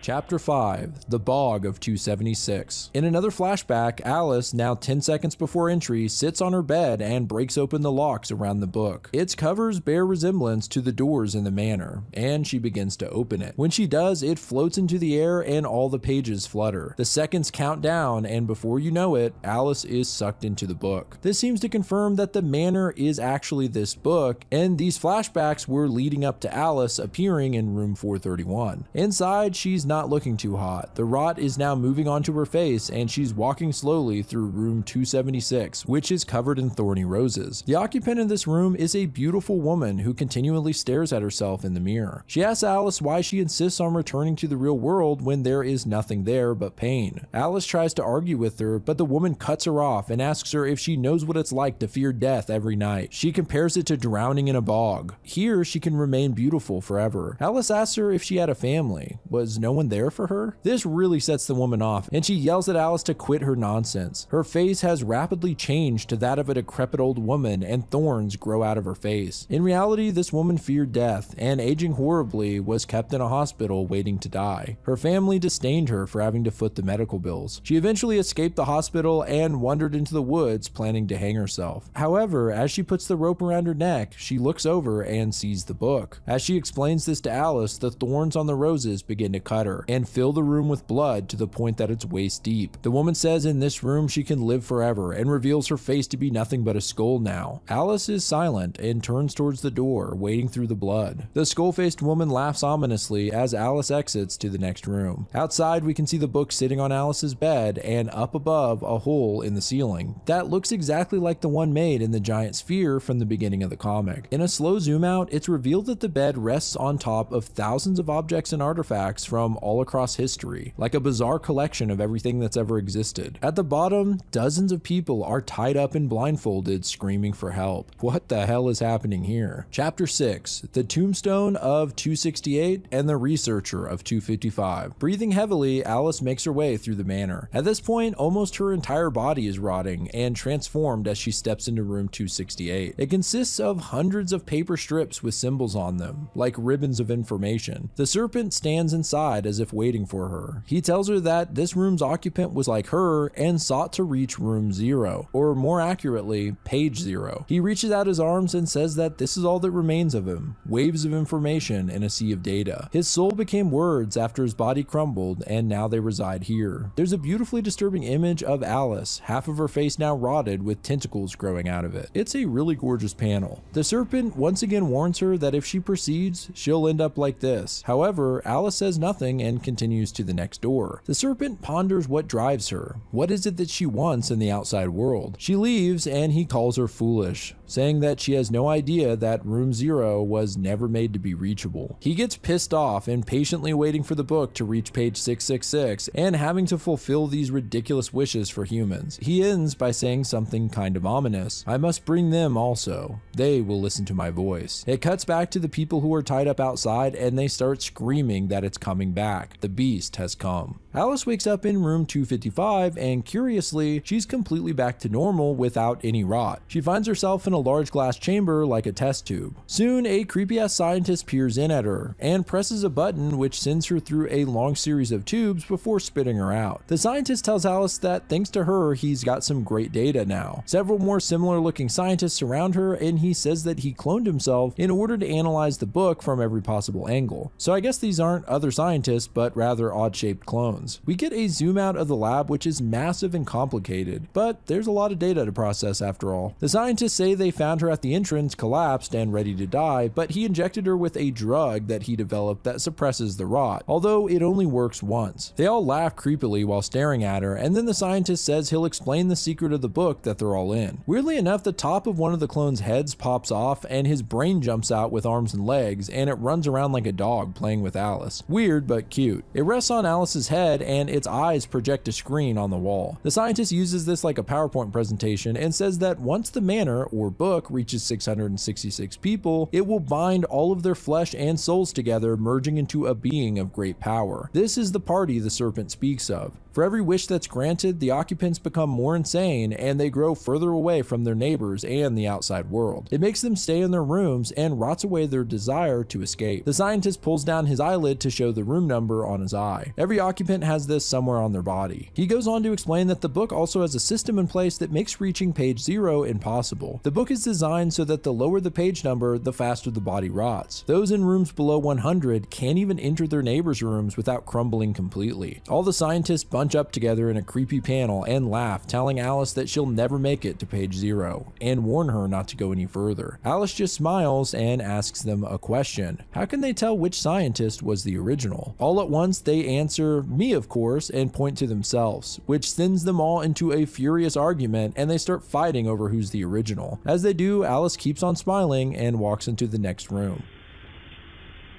Chapter 7, Run Towards Death. We get another montage of the rooms that Alice is running through, although the guests and their wishes have become completely unhinged and disturbing. The further she goes down, the longer the guests have been there, which has slowly made them go insane. And their wishes are a body horror nightmare, as they twist into deformed shapes. At the same time, Alice's body has begun rotting away again at a much faster pace this time. In fact, the rot has completely covered her body and turns her into something of a body horror exhibit of her own. In one of the standout panels of the manga, we see her running full blast while her face has taken a twisted and grotesque form. Once again, the art here is stellar. The serpent appears and wonders if the maddening pain has crushed her mind yet. She just leaps over him and runs to the next door, rapidly passing through the rooms while her body becomes less and less human. Eventually, she gets to room 100, remembering what the scientist said about those that travel to the pages below. Still, she enters room 99, and immediately her body rots severely and starts to crumble, collapsing to the ground like a broken husk. The serpent arrives and declares her dead before laughing maniacally. He gleefully says that this is the result of those who seek to escape. You'll only die and turn into words. However, as he goes on his "I told you so" rant, Alice seems to move, and out from her deformed shell of a body, her human fingers poke through. Alice then stands up out of the crumbled shell like a cicada shedding its skin, and she fully emerges looking completely fine. Chapter 8, Guests. Back to her normal self, she looks up at the serpent with her big eyes and begins walking forward. The serpent is stunned and can't make any sense of it. Alice simply smiles as she passes him and then breaks into a full sprint towards the next room. As soon as she gets through the door, her body instantly rots into another broken shell, but Alice simply leaps out from the shell, once again fully renewed. The serpent watches in shock as Alice moves with beast-like speed through the rooms, constantly rotting and reviving over and over. He tries to understand it. Is this a system error? Does she somehow possess an immortal body? Whatever it is, he says he can sense the candle of her life going out. There's no question that she's dying hundreds of times over. Finally, Alice reaches the final door, to room 000. As she walks into the room, she steps out of another dead husk, renewed again. In the room is another door with a magnificent structure around it. The serpent says that this is the table of contents, and he demands Alice tell him how it's possible that she got here. Alice starts to walk towards the final door, and at the same time she speaks, saying, "Once upon a time, in a certain island country." The serpent interrupts her, and she just smiles at him, saying, "We'll continue this later." And then she enters the last door. As she walks through, the number 431 dissolves from her hand, and she disappears. From the doorway, strange symbols appear like that of what we saw in the serpent's mouth before. Up above are hundreds of lights representing the many rooms. The ones with occupants are lit up. Of course, room 431 goes out. As the serpent rages out over Alice, the light of room 431 suddenly lights back up. Could it be Alice? Did she somehow return? Then the remaining rooms rapidly begin to fill, and all the lights are blinking on until finally all the rooms up to 666 are occupied. The serpent is shocked and elated at what he's seeing. The manor is now full, and the serpent's eyes shine white. Chapter 9, Banquet.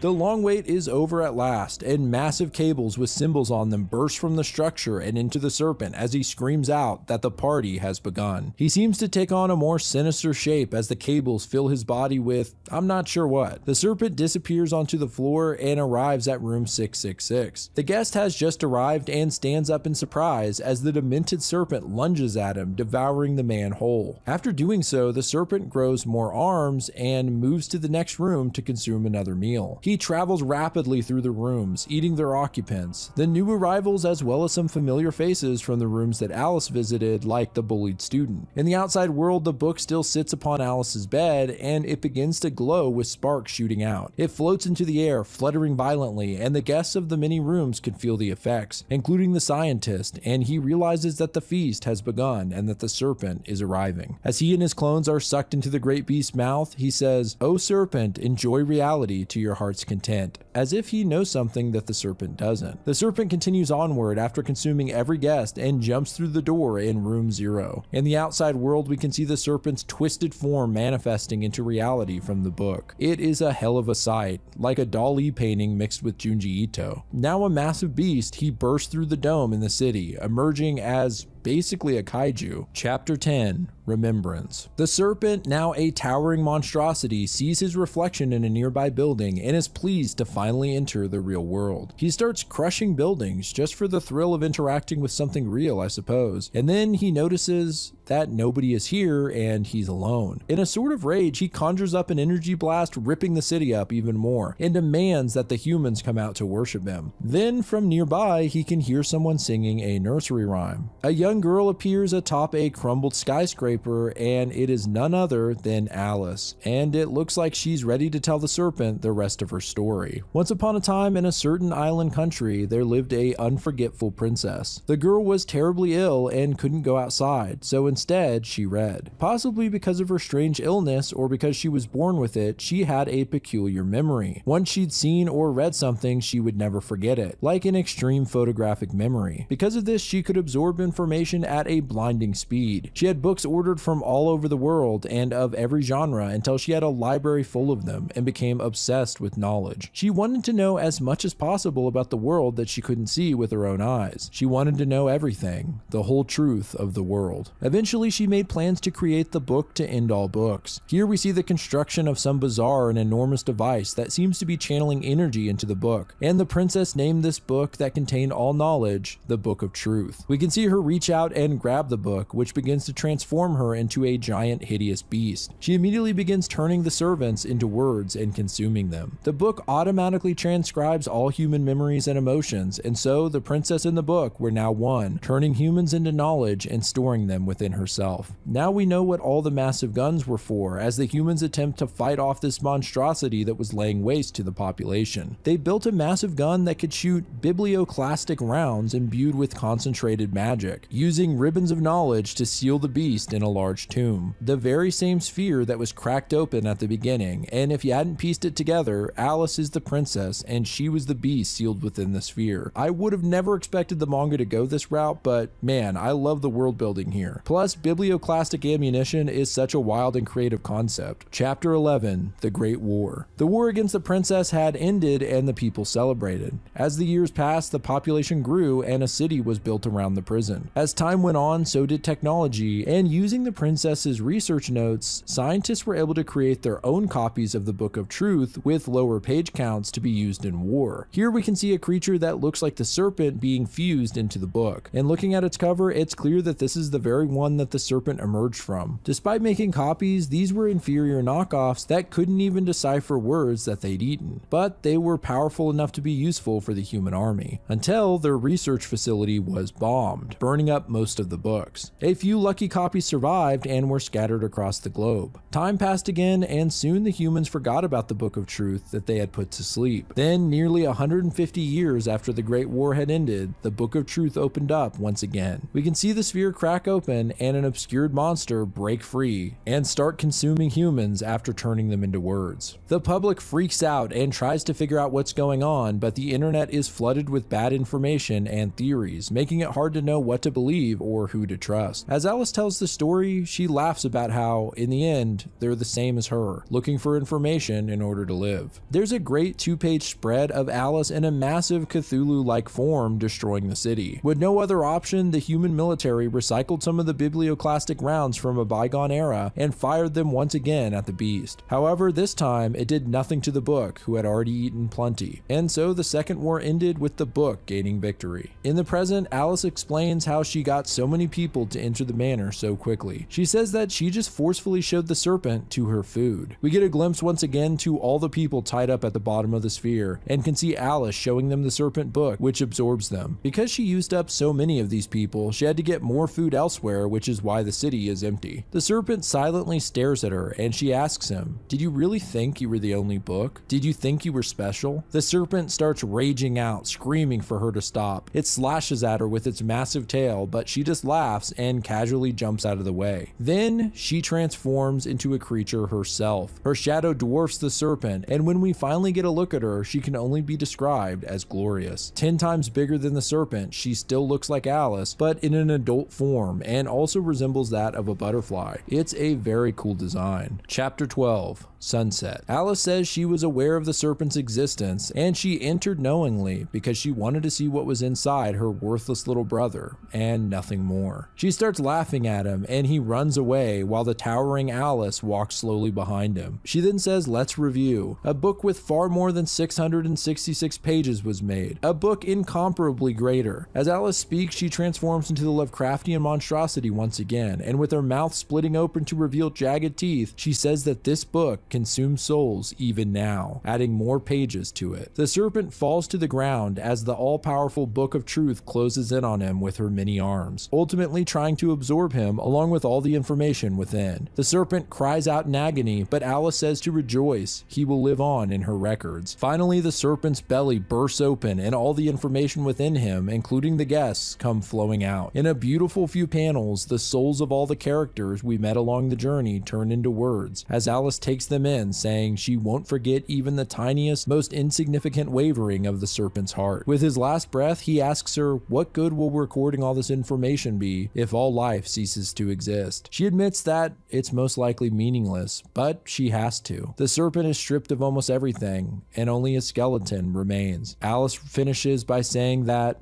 this is her only happiness. She finishes absorbing the serpent and turns back into a little girl looking over the destroyed city as the sun sets. She says she has to consume the souls of man, adding more words, although there's no one left to read them now. We get a glimpse of the doll in the empty street with the butterfly on it. And that is the end of Bibliomania.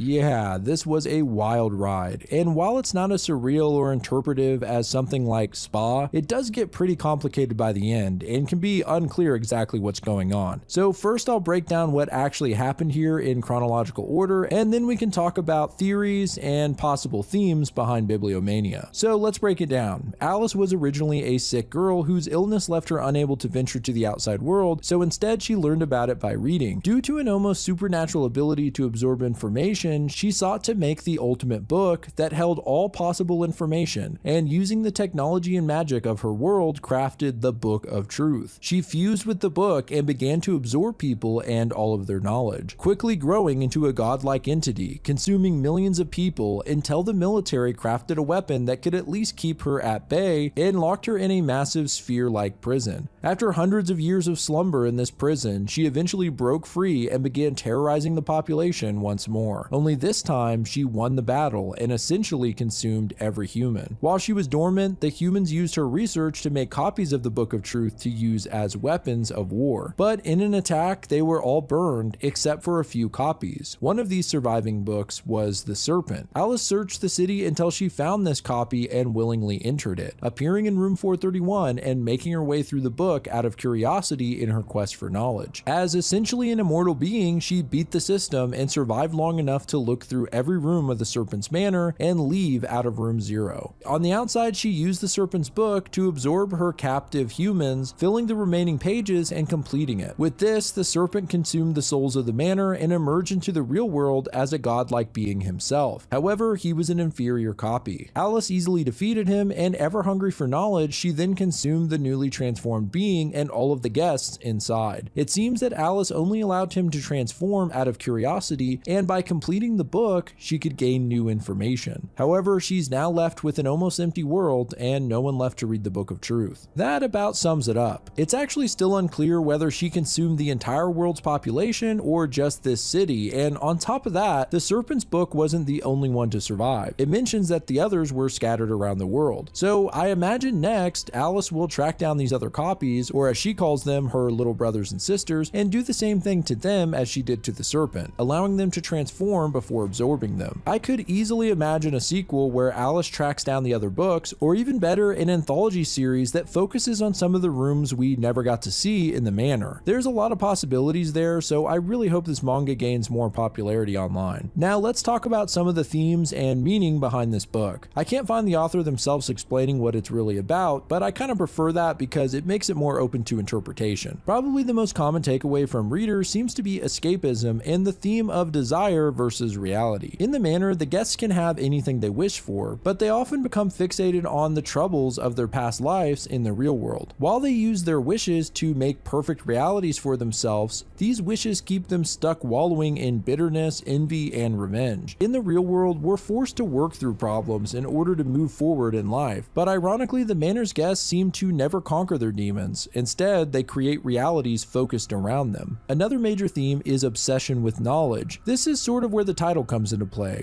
Bibliomania is the excessive collecting or even hoarding of books to the point where social relations or health are damaged. Alice was obsessed with seeing the outside world, and her only outlet was reading about it. Eventually she does see it, but ironically becomes a monster in the process. Instead of experiencing the real world, she instead analyzes it through words, and by doing so destroys the very thing she wanted to experience so badly. To me, this is a warning about the limits of knowledge and its contrast with actually living. There's a great quote by E.B. White: "Explaining a joke is like dissecting a frog. You understand it better, but the frog dies in the process." Now, obviously this quote is about humor, but I often relate it to life itself. For instance, you can read everything there is to know about a dog by reading books, but none of that knowledge will let you experience what it's like to play fetch or rub a dog's belly. Finally, I think there's an interesting analogy in Bibliomania regarding technology and the internet. When Alice emerges in the modern day and starts wreaking havoc, no one knows what's true or what to do because of the overload of online information. This is obviously a real problem as information gets harder and harder to verify, especially when you throw AI into the mix. What's interesting is that Bibliomania was originally published in 2016 from what I can tell, but this sequence of people panicking online eerily mirrors the breakdown of information that happened in 2020 and after, somewhat predicting the dangers of too much information. Anyway, I could dissect this book to death, but I'm curious what you guys think. What did you get out of it? Let me know in the comments. Shout out to Kilman Katie as always for the intro and outro music, which is likely playing right now, and if you want to see your art at the end of my videos, email me a submission to the address below with a name or social media handle. But I appreciate you guys watching at all. This is Grief speaking. Goodbye, friends.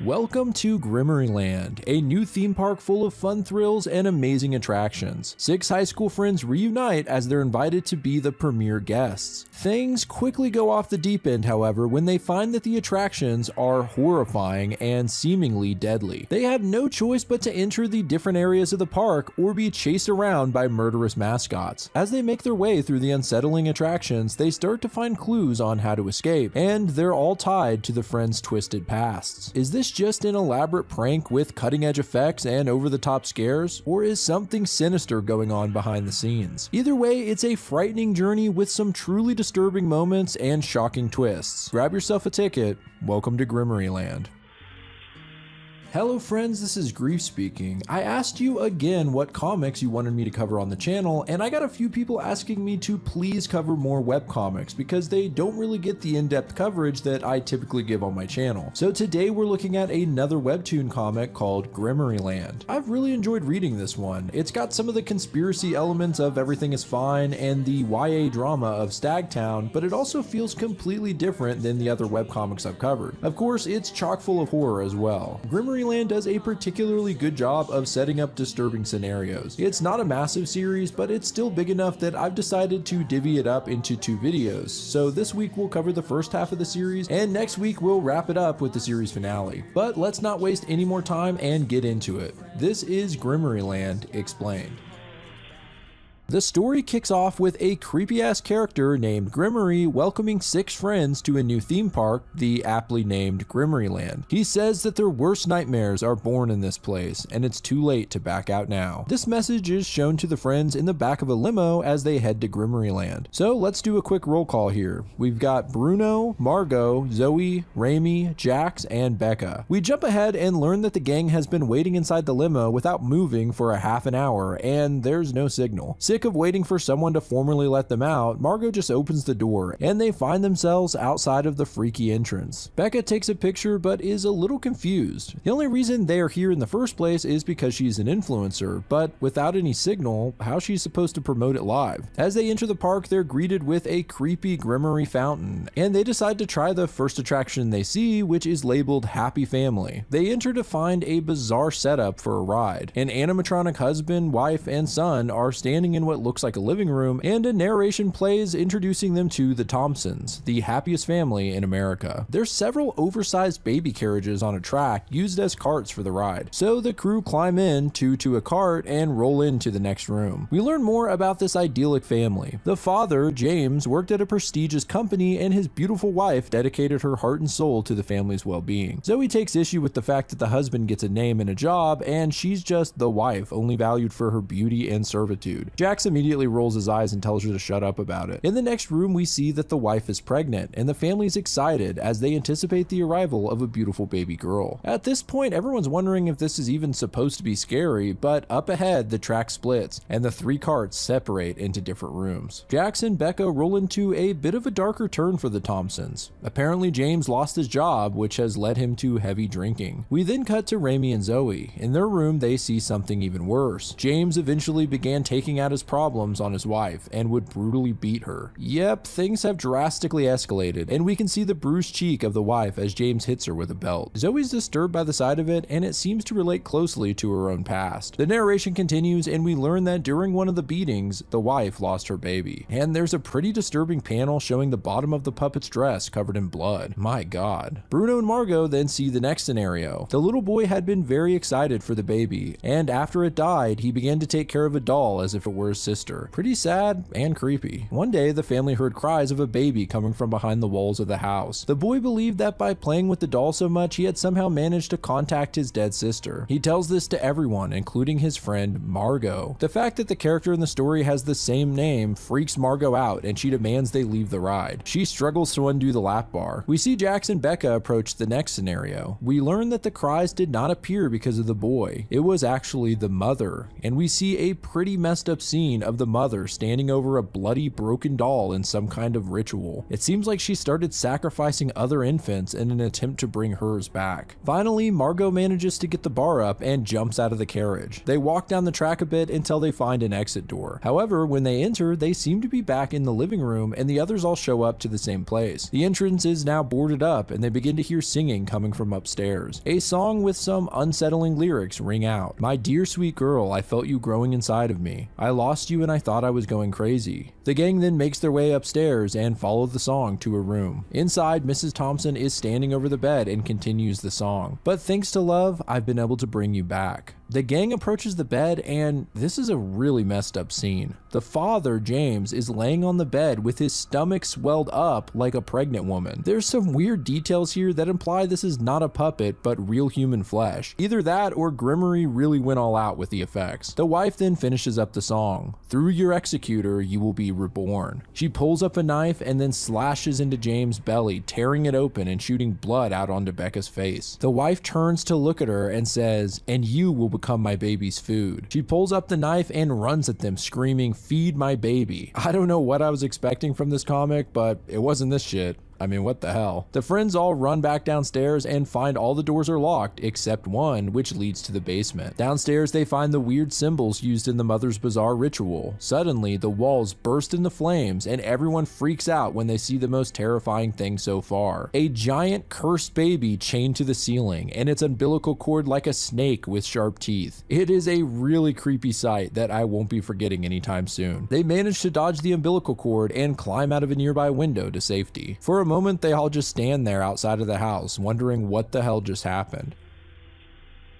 Margot calls out Becca for dragging them here to this twisted park, but Jax defends her, saying, "Come on, it was fun." Zoe points out the fact that Becca has actual blood on her face, and they almost burned alive down there. Margot declares she's leaving, and Jax tries to convince her to turn back, saying it was just dolls and some really good effects. They make it back to the entrance and find the limo is gone, but Margot doesn't let this deter her, and she starts walking into the dead of night. The thing is, eventually she hits a thick wall of concrete. They realize they're not outside at all, and never were. Suddenly, Gregory's disembodied voice speaks to them, telling them that there is only one exit out of the park, and the only way to access it is to locate the different clues scattered around the attractions. He ends this with an ominous "Welcome to Grimmery Land." Everyone is a little freaked out, but Becca is still holding on hope that this is all part of the experience. Margot points out the burn on her shirt and thinks Becca is not taking this seriously, but either way, they're stuck in here and need to continue through the park. Back inside, they look for a staff member to let them out, but it's pretty much a ghost town. Finally, they see a gift shop and figure there should be some employees inside. As you might expect, the place is deserted, and Margot once again starts berating Becca for getting them into this mess. As they argue, Raimi wanders off toward the back of the store. He's a little freaked out when he sees a shelf of Grimmery dolls and a weird panda head sitting on top. It seems to have blood speckled on its cheeks, and he moves in for a closer look when suddenly it opens its mouth in a big smile. This jump scares Raimi and he falls to the floor yelling. What he was actually seeing was someone in a panda suit standing outside the window behind the shelf. They all hurry outside to figure out what's going on and are confronted with 3 mascots: a bunny, a goat, and of course the panda. They're just standing there staring. It's pretty creepy. Jax demands they tell him how to get out of the park, but the figures stay silent. On a close look, we can see they're all splattered with blood. Then they all pull weapons out from behind their backs. The bunny has a spiked bat, the panda has a chainsaw, and the goat has 2 sets of huge bloody shears. They start chasing the friends, who run in a panic into a nearby building, slamming the door behind them. They pause for a moment, wondering if this is still part of the entertainment or if the mascots would have actually hurt them. Bruno managed to grab a section of the map from the gift shop, and they figured they must have entered what's labeled the Museum of the Sleepers, whatever that means. In the next room, they see an older gentleman watching static on a TV and a sign that says "Silence, please." When they enter, they discover the man is simply another doll, although he's very realistic. As they admire him, Grimmery suddenly pops onto the TV. He introduces them to the Museum of the Sleepers and tells them this is a place of contemplation, so it's very important not to disturb their sleep. He says the doll's name is Jeff. Jeff ensures that the rules are met and thus maintains absolute silence during their tour. Grimmery leaves the screen while telling them to enjoy their visits, and then the words 16 sleepers flashes on the screen. Well, they don't have much choice, so the crew looks ahead to an eerily dark hallway. On the floor, we can see a rail, presumably for Jeff to travel along if needed. They hear Jax call out from behind, telling them to check out Jeff's new look. This doofus swapped hats with the doll as a goof, and the rest of them just tell him to knock it off. There's always one guy like this in every horror movie. In the middle of the hallway, they pass by a strange exhibit of a colorfully dressed woman with her eyes closed holding a book. The art here is really creepy. It's hard to explain. It both looks like a comic drawing and also kind of like a photo at the same time. Anyway, that a-hole Jax decides to yell at the woman to wake up, and as soon as he does, her eyes spring open. Becca asks Jax what the hell he's doing, and he justifies it by pointing out how happy the woman looks. At the same time, however, wheels can be heard moving in on them fast, and we see Jeff rushing toward them on the rail. He slams into Jax, knocking him to the ground. The doll then raises a finger to his lips and shushes him. Okay, that's pretty creepy, and I'm less and less sure that Jeff is actually a puppet. Anyway, Jax acts like he could have kicked Jeff's ass if he wanted to, and they move along to the next exhibit. Now the hallway is filled with several vases atop a series of pedestals. This forces them to carefully squeeze past to get through. In the wall is another doll surrounded by rose bushes and holding a violin. They're successful for the most part, getting to the other side without bumping the vases, until Bruno's chain wallet snags on one of the pedestals, pulling it over and breaking the vase. God damn it, a chain wallet, really? Anyway, as soon as it shatters, the puppet's eyes pop open and they begin to play the violin. In a terrifying flash, Jeff wheels toward them, this time with a nightstick, and takes a swing at Margot. Jax has had enough and squares up on Jeff, ready to fight back, but Jeff don't play that shit, and he smacks Jax across the jaw before once again shushing him. After this, they decide it's best to just keep moving. They come upon a sign that says Old Milltown, and they walk out into a much more open area that resembles a creepy old town, like something from A Nightmare Before Christmas. They're all really on guard now, trying to keep quiet in case Jeff comes to kick their ass again. However, right in front of Margot, a giant spider drops down by its web. She can't help but let out a terrified scream. One of the old mill houses lights up, a crow caws, and wheels can be heard rapidly approaching on the track. Jeff comes barreling at them, this time holding a freaking taser. Luckily, they all jump out of the way, and Jeff just shushes them once again. As he wheels away, Jax is sick of it and runs up, kicking Jeff in the back. Immediately, the taser swaps out of his hand for a gun. He turns around with glowing red eyes and points the gun at Jax. Man, who would have thought the scariest thing in this comic so far would be an old dude named Jeff? Don't fuck luck with Jeff, that's all I gotta say. He fires a gun which whizzes right by Jax and Becca and blows a hole in one of the houses. They look at the puppet in terror as he once again shushes them. They continue on to the next area. It's another hallway, but this one is extremely long and narrow, so if Jeff attacks again, there's no chance of getting out of the way. They finally reach the end and find it blocked by an iron gate. On the other side is a series of mannequins dancing, and one is holding the key to the gate. On the floor below the mannequin, it's clear that there is a rail path leading to the gate, meaning that if they woke up the mannequins, it would likely unlock the gate. But doing so is also going to alert Jeff. It's their only chance, so on 3, Zoe screams at the mannequin to wake up. Its eyes open and it slowly moves towards the door while the other figures dance around the room. At the same time, Jeff comes wheeling toward them faster than ever, his eyes glowing red again. It's honestly a horrifying image. The key turns, the gate opens, and everyone bolts to the other side of the room where the exit door is, dodging the dancing mannequins along the way. Becca is furthest behind and gets slammed by one of the dancers, knocking her glasses to the ground. She picks them up and comes running, but this slows her down significantly. Just as she reaches the others, a gunshot sounds and a bullet tears right through Becca's skull. Zoe has no choice but to shut the exit door, and as Becca's body collapses, we can see Jeff one last time with his smoking pistol and glowing red eyes. It then cuts to the TV from the start of the attraction, and we see the number increase from 16 sleepers to 17. That's a pretty eerie way to end this section.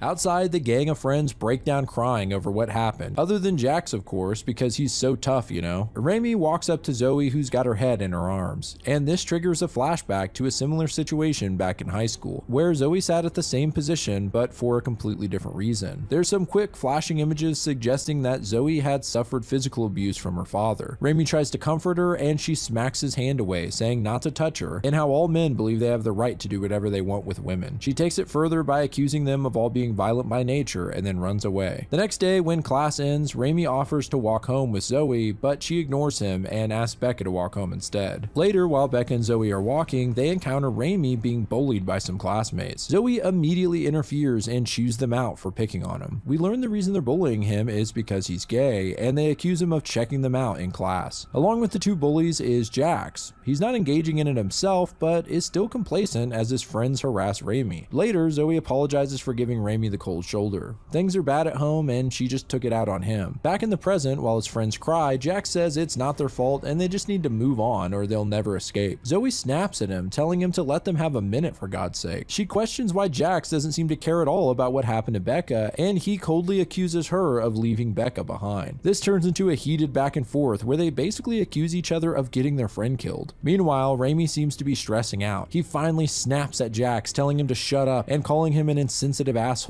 saying that he should be dead instead of Becca. Pretty harsh, though it turns out that this was just a fantasy in Raimi's head. In reality, he calms himself down. He does so by imagining he's talking to an angel who guides him and keeps him rational. He does put a stop to the argument, but in a much more diplomatic way, and so the crew moves along. Next, they encounter an old cinema. In place of a ticket booth is a strange series of symbols and the instructions to choose a seat. Weird. There's a vending machine nearby, and Bruno grabs himself a drink. As he takes a swig, he sees something out of the corner of his eye. The killer mascots making their way toward them. With no way into the cinema, they bolt for the next attraction, a small church surrounded by a cemetery. They run inside and the iron gates lock behind them. First, they try to get into the church, but it's locked, and as they make their way around, they find themselves in a massive maze. After a seemingly endless series of turns, it's clear that they're lost and might not ever find a way out. Bruno hears a strange noise and turns to see the silhouette of a little girl. He seems to recognize her, addressing the figure as Mia, and takes off after the shadow. Then we get a little bit of Bruno's backstory. In the past, we see a photo of Bruno and his little sister Mia, clearly a happy pair of siblings. Bruno sits lazily on his bed texting Margot, who says that she's gonna be in the library all day studying. Bruno's mother comes in and asks if he's spoken to his sister since her piano lessons finished up hours ago and she's not answering her phone. The ever-annoyed teenager, Bruno says he doesn't know and that she's probably fine. In reality, she's far from fine. In fact, she's dead and her corpse is laying alone on a dirt trail. Back in the present, Bruno continues to chase after Mia's silhouette until he finds a mausoleum.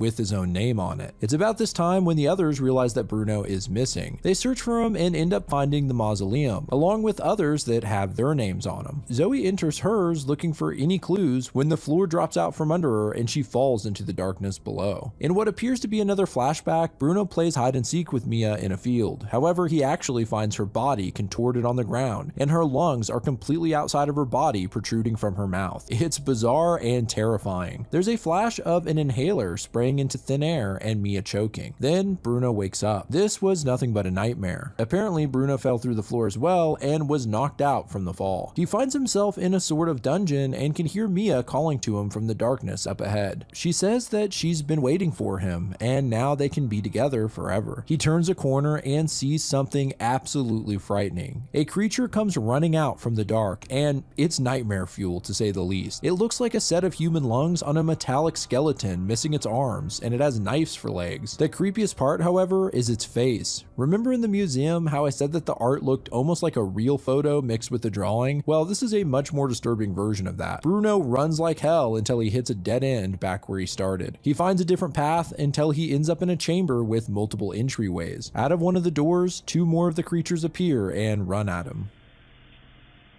Back up top, the other three try and figure out what happened to Zoe, and when Raimi enters her mausoleum, nothing happens. He realizes that maybe they need to enter their own, and sure enough, when he walks inside of the one with his name, he falls through the floor, spraining his ankle in the process. He limps along through the dark corridor and sees skulls on the walls as he passes. Up ahead, he sees a shadow, but instead of one of the creatures, it turns out to be Jax. In some ways, that might be worse. They scare the hell out of each other and then continue onward. The only path forward, however, seems to have corpses lining the walls. Raimi's too scared to go through, and Jax bullies him, calling him a little girl. He eventually softens though and takes Raimi's hand, leading him through. As they emerge on the other side, they hear Bruno shout and run up ahead to see what happened. They enter the chamber Bruno is standing in, and it shifts to Bruno's perspective. He sees Jax and Raimi as the two creatures rushing toward him. He screams at them not to come near, and I get why. These things are freaky as hell from his point of view. It then cuts to another flashback. We learn that Margot and Bruno were really close before his sister passed away, and she was almost like part of the family. After Mia's death, Bruno became fairly closed off and had a hard time moving on. She even finds him trying to contact Mia with a Ouija board. Pretty sad. In the present, Bruno comes back to his senses, and the gang thinks that there must have been something in the drink he got from the vending machine which caused him to hallucinate. Either way, he says that there's something really wrong with this park. It's like the attractions are related to them somehow. Not to mention their names engraved in the mausoleums. Nearby in the chamber, Zoe finds a red journal. Inside, the author mentions painting arrows to find their way back out, but warns of a monster hidden beneath the church. Every night at midnight, the priest claims to hear strange noises under the floor. Just then, the church bell rings, striking midnight. Everyone's eyes widen, and nearby they hear a sound coming from one of the entryways, which is laced with human skulls. Zoe looks in and sees a bloody trail, and then from the end of the tunnel emerges a massive worm-like creature with sharp teeth wriggling toward them. They run in the opposite direction and spot one of the red arrows. According to the journal, this will lead to the exit. Unfortunately, Raimi's ankle is messed up and he's moving slow, but Jax helps him walk and they finally make it to the way out. Only problem is, it's blocked by rubble. In the distance, they can hear the giant worm still chasing them. There's actually kind of an interesting shot here where we can see that it has wheels on the bottom, just like Jeff. Okay, so I guess Grimoire is really good at making cool ass effects. They all work together to start clearing the rubble and make it out before it gets to them. They spot the nearest street lamp and make it back to one of the park's paths. Oddly enough, it starts raining, which means they're still outside despite the large walls closing them in. The good news is, once it's dawn, they'll be able to see much easier and get the hell out of here. Up ahead, they see a burger restaurant. Everyone heads inside and Jax takes Raimi into the outside bathroom to help him with his ankle. He looks for a first aid kit and Raimi tells him he's thankful for the help and that things seem better between them. Jax starts to wrap Raimi's ankle and we get another backstory segment. Turns out that Jax and Raimi were really good friends when they were younger. Although after an encounter where Jax kisses him on the cheek, Jax's father tells him not to do that. It's not normal. Later, we see the two boys playing with dolls at the park when some other boys show up and call them homos and say they're acting like girls or they'd come play football with them. Jax gets defensive and ditches Raimi to go play ball. We then get a montage of Jax aging up while quotes from his homophobic father litter the panels. It's all pretty stereotypical stuff like how men have to act tough. There's a weird line where he says a real man has a big, but it cuts off before we see the obvious ending. It then cuts to Jax as an adult about to get it on with a girl, but when she grabs the crotch of his pants, he gets hesitant about the whole thing. The girl is pretty annoyed with the tease and suggests that maybe he has a pretty small one. In a comically shocking moment, his crotch gets its own speech bubble saying, "Don't let a girl talk to you like that, Jax. She's just a." He then chokes the girl, calling her a bitch.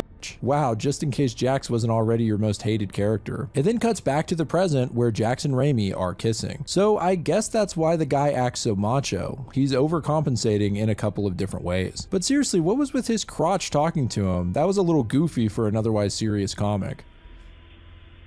Inside the burger joint, the others try and come up with a plan. Margot thinks they should tour the entire park and try to find another exit, but the others believe they ultimately are gonna have to visit each attraction before Grimmery will let them leave. Plus, those mascots are still out there, and wandering the streets isn't the best idea. Bruno flips through the journal they found, and in one of the pages discovers a symbol that he swears he saw on the cinema ticket machine. Thinking back on it, there was one symbol with a fetus, which may be related to the first attraction, and Margot noticed at the museum that Jeff had a badge with a moon symbol. Maybe they could try selecting these symbols and finally find an exit. It's worth a shot, and they head back to the cinema. Sure enough, they select the symbols and the doors swing open. Everyone heads in but Margot, who refuses to enter, saying they'll end up dead if they keep going on like this. Bruno asks her to please come with them, and she follows along. They enter one of the theaters, and suddenly the projector starts up, playing a video of Grimmery welcoming them, and introducing a horror film starring our dear friends. Suddenly, a title card pops up on the screen that says 3 mascots from hell and shows the creepy eyes of the killer mascots. Zoe investigates the screen and finds that there's some space behind it. She thinks that they'll have to enter the movie, so to speak. Margot freaks out again and tries to leave, but finds the doors are locked. Zoe and the others try to tell her there's no other choice, they just have to move forward, and Margot just sits down in one of the seats, telling them to just go by themselves. If they do find a clue, then they can come back and get her. What a brat. Bruno says they can't force her and offers to stay with her so she's not left alone. Zoe warns them not to split the party, but Margot insists, and so Bruno and her stay behind while Zoe, Jax, and Raimi climb behind the screen. They move through some curtains to find a forest basked in a red glow. Raimi tries to talk to Jax about what happened, but he just says it was a mistake and calls it disgusting. Obviously, Raimi's pretty upset, but once again he gets guidance from his imaginary angel, who reminds him not to take it personally. It's not his fault that Jax is living in denial. They eventually come upon an old barn, but it's locked, so they enter a nearby country house to look for a key. As they creep through the doorway, they look over and see the goat mascot sitting in an armchair and watching static on a TV. Back in the cinema, Margot and Bruno have a moment to talk. Margot comments about how different everyone is from when they were in high school, especially Zoe, who now she can't even stand. She says that her and Bruno have always had a special bond though, right? He just says, yeah, you've always been a good family friend, obviously not getting the hint, and you can see her smile fade. Once the others spot the mascot, they try and stay quiet and sneak into the other section of the house. They make it to the kitchen, which has blood smeared across almost every surface and a pot full of what looks like entrails. Jax checks one of the cupboards and a plate falls out, shattering on the ground. In the next room, we can see the goat stand up holding the large shears, and he knows they're here. They split up to different hiding spots. Zoe hides in the pantry where she finds the barn key, and as the goat enters the kitchen, Jax and Raimi sneak around the counters and into the other room. Unfortunately, the goat moves right toward the pantry and stops in front of it. But before he does anything to Zoe, Jax shouts at the mascot to distract him, and the chase is on as the goat follows them through the house. When they get back to the front door, they find, as usual, that it's now locked. Raimi narrowly avoids getting stabbed by the shears, and they head up the stairs instead. The goat is right behind him though, and once again slashes at him with the large shears. Before they make contact, Zoe jumps on the mascot's back and tries to choke him. She tells Raimi to run. The goat knocks her off down the stairs and continues his pursuit of the guys. There's only one door upstairs, and it's barred by a 2x4. They pull it off and look inside to see something pretty messed up. 2 bodies are hanging from the ceiling with their skin flayed off. The mascot bursts in behind them and pins Jax to a table in the room. As he struggles to fight the killer off, Raimi just stands there shaking in fear without helping. In a tense struggle, Jax sees a crowbar on the table but can't quite reach it. He's almost done for when he spots the goat's other pair of shears in its pocket. He slides them out and stabs the goat in the neck, killing him. Out of curiosity, Jax pulls off its mask to reveal a pretty disturbed looking bald man underneath, now with a massive hole in his neck of course. He looks malnourished and part of his ear is missing. I wonder who this guy was and how he ended up working for Grimory. Jax turns to Raimi and lays into him for not helping, calling him a sissy. Raimi tries to stay calm and looks towards the angel, talking him down, but Jax's words obscure her and he calls Raimi a dwarf. Raimi then sharply replies that unlike Jax, he's not ashamed of his size. This of course leaves Jax silent for a moment. Then his crotch talks to him again, saying not to let Raimi talk to him like this and to show him who the real man is here. Jax goes into a full rage and starts choking Raimi, telling him again that he disgusts him. In another flashback, this time in middle school, we see where Raimi first developed the idea of the angel based on a children's show that he liked. In class, we see some kids bully him and call him a girl. These are clearly Jax's friends and he just stands there letting them do it. Finally, Raimi can't take it anymore and snaps, stabbing one of the bullies in the hand with his pen.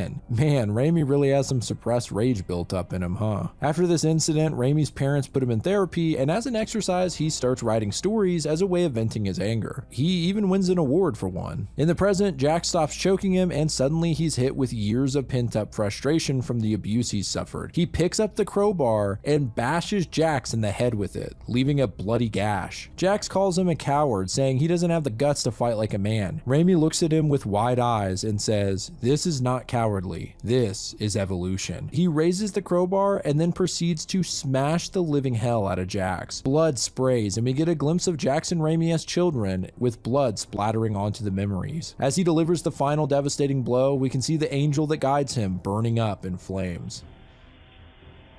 Zoe catches up to the room to see the gruesome sight, the dead mascot and Jax murdered by Raimi. He looks up at Zoe and she's shocked, saying, "What have you done?" He starts to defend himself, saying he was tired of it, the insults, the abuse, and being despised by society. Zoe of all people should understand the pain that these kind of people cause. They're an obstruction to the improvement of the world. Zoe looks over at Jax's bloody head and says that Raimi's lost his mind, and that at the end of the day, he's worse than the very people he's talking about. She slams the door shut and bars it again, locking Raimi inside with the 3 corpses. Back at the cinema, Zoe stands outside the curtains in the woods, reflecting on what she just witnessed. She finds Margot and Bruno still sitting inside, and not knowing how to explain the truth, she lies, saying that Jax and Raimi fell into an underground corridor like in the cemetery, and it closed before she could save them. Zoe says they'll probably catch up with them later and leads them to the barn, which she uses the key to open. They walk into a drastically different setting. It feels like a fun house with bright neon colors on every surface. The floor is one big black and purple spiral. Makes me dizzy just looking at it. They cross the room toward the exit door, but of course it won't open. Hanging at the center of the room is another key, but before they can jump and grab it, the bunny mascot appears on a tricycle hanging from the ceiling. He says, "Let's go for a spin," and shifts a lever, causing the room to spin. They struggle to stand, and Zoe goes to grab the key when the bunny shifts the lever in the opposite direction, causing the spin to reverse and speed up. It gets so intense that they can't even move. Bruno gets really close to grabbing the key, but before he can, he pukes everywhere and passes out. Margot thinks fast and pulls a picture frame from the wall. She throws it at the key, knocking it to the ground by Zoe. Zoe grabs it and slowly crawls to the door. The intensity here is crazy as she painstakingly gets the door open and the room stops spinning. It's one of those moments where I physically felt relieved that the scenario was over. They enter the next room and the door locks behind them. It seems they're in a sort of cage with 3 huge buttons on the ground, and on the other side of the bars is the panda mascot along with a big screen. He says it's time to test their friendship with the truth game. They must answer a series of questions by stepping on the number button corresponding with the right answer. The longer they take to answer the question, the faster the ceiling will drop on them. Bruno looks up and sees massive spikes above them, and if they get an answer wrong, the ceiling will drop significantly. The panda wastes no time before jumping into the first question: who is the youngest in the group? On the screen we see 3 options: Raimi, Jax, and Becca. The ceiling starts lowering and the 3 quickly try and remember everyone's birthdays, and after doing the math, they finally decide Becca's the youngest and hit the 3rd button. This is correct and the spike ceiling stops. The next question is, what is Margot's favorite color? That's an easy one, she immediately steps on pink. Next, the panda asks, what is Chandler's job? They're all pretty confused. Who the hell's Chandler? Well, if you're a Friends fan, you know this is a reference to Chandler Bing and the show's ongoing joke of no one knowing what his actual job is. Well, I guess these three never watched the show and picked the wrong answer by randomly guessing. So the ceiling drops quite a bit, now hovering just over their heads. By the way, the correct answer was data analyst. Anyway, the next question is who locked their best friend in a farmhouse room? Of course, every answer is the same: Zoe. She stomps on one of the buttons and tells them she'll explain later. Margot isn't having it and confronts her, realizing Zoe lied to them, and asks what really happened. The panda then asks the final question: where were you not on March 27th, 2010 at 5:30 p.m.? Bruno instantly recognizes the date as the day his sister died. The three options are in the library, at home, and with Mia. It's kind of a messed up question, but obviously none of them were with Mia when she died. Bruno feels a ton of guilt all of a sudden though, wishing he had been there to pick her up from her piano lessons. Zoe steps on the third option, but the screen says this was incorrect. The ceiling then drops so low they're forced to practically lay down to avoid being stabbed. The panda says since this was the last question, he'll give them one more chance. They can't figure out why this would be incorrect, thinking maybe it's a trick question or something. They panic as the spikes get inches from their faces. Then Margot suddenly presses one of the buttons. She picked the option labeled with Mia,